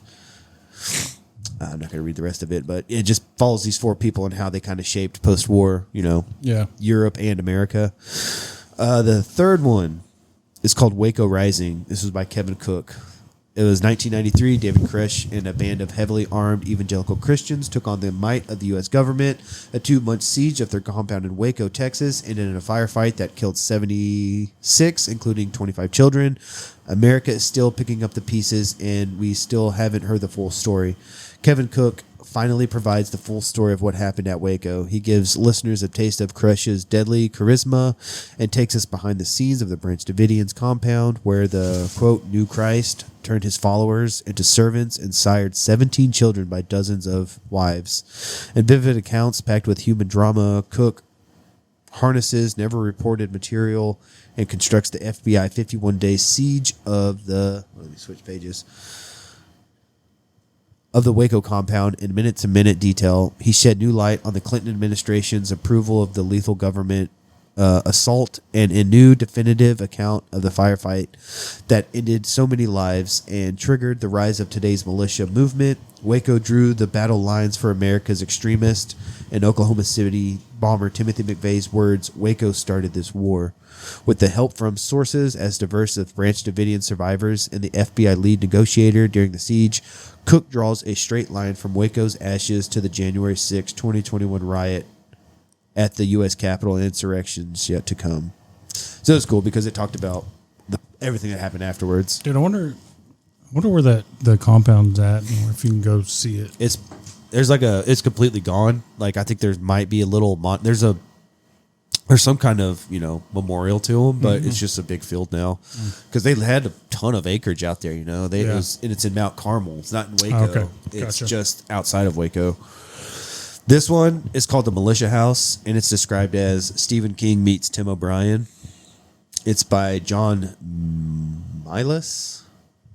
It's a spine-tingling and boldly original gothic horror novel. I don't think I'm going to read all that. It was good, though. I'm not going to read all that. I've been reading a lot. Okay, I do want to read this one, though. This one's called Gangsters of Capitalism. It's says a groundbreaking journey tracing America's forgotten path to global power and how its legacies shaped our worlds today, told through the extraordinary life of a complicated Marine. That would be one Smedley Butler, one of the greatest Americans of all time. What a name. Smedley. His family name. Smedley Darlington. That was his middle name. It was the most celebrated warfighters of his time. Best-selling books were written about him. Hollywood adored him. Wherever the flag went, the Fighting Quaker, that was his nickname, the Fighter Quaker went, serving in nearly every major overseas conflict from the Spanish War of 1898 until the eve of World War II.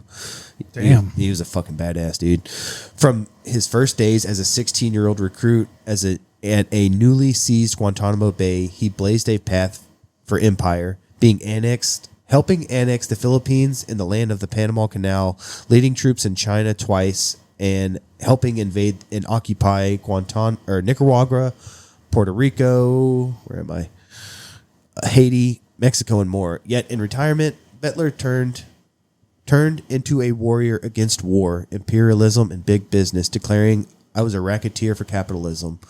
Award-winning author Jonathan Meyerson Katz travels around the world from China to Guantanamo, the mountains of the Haiti and the Panama Canal, and poured over the personal letters of Butler, his fellow Marines, and his Quaker family in the Philadelphia main line. Along the way, Katz showed how the consequences of the Marines' actions are still very much alive, talking politics with a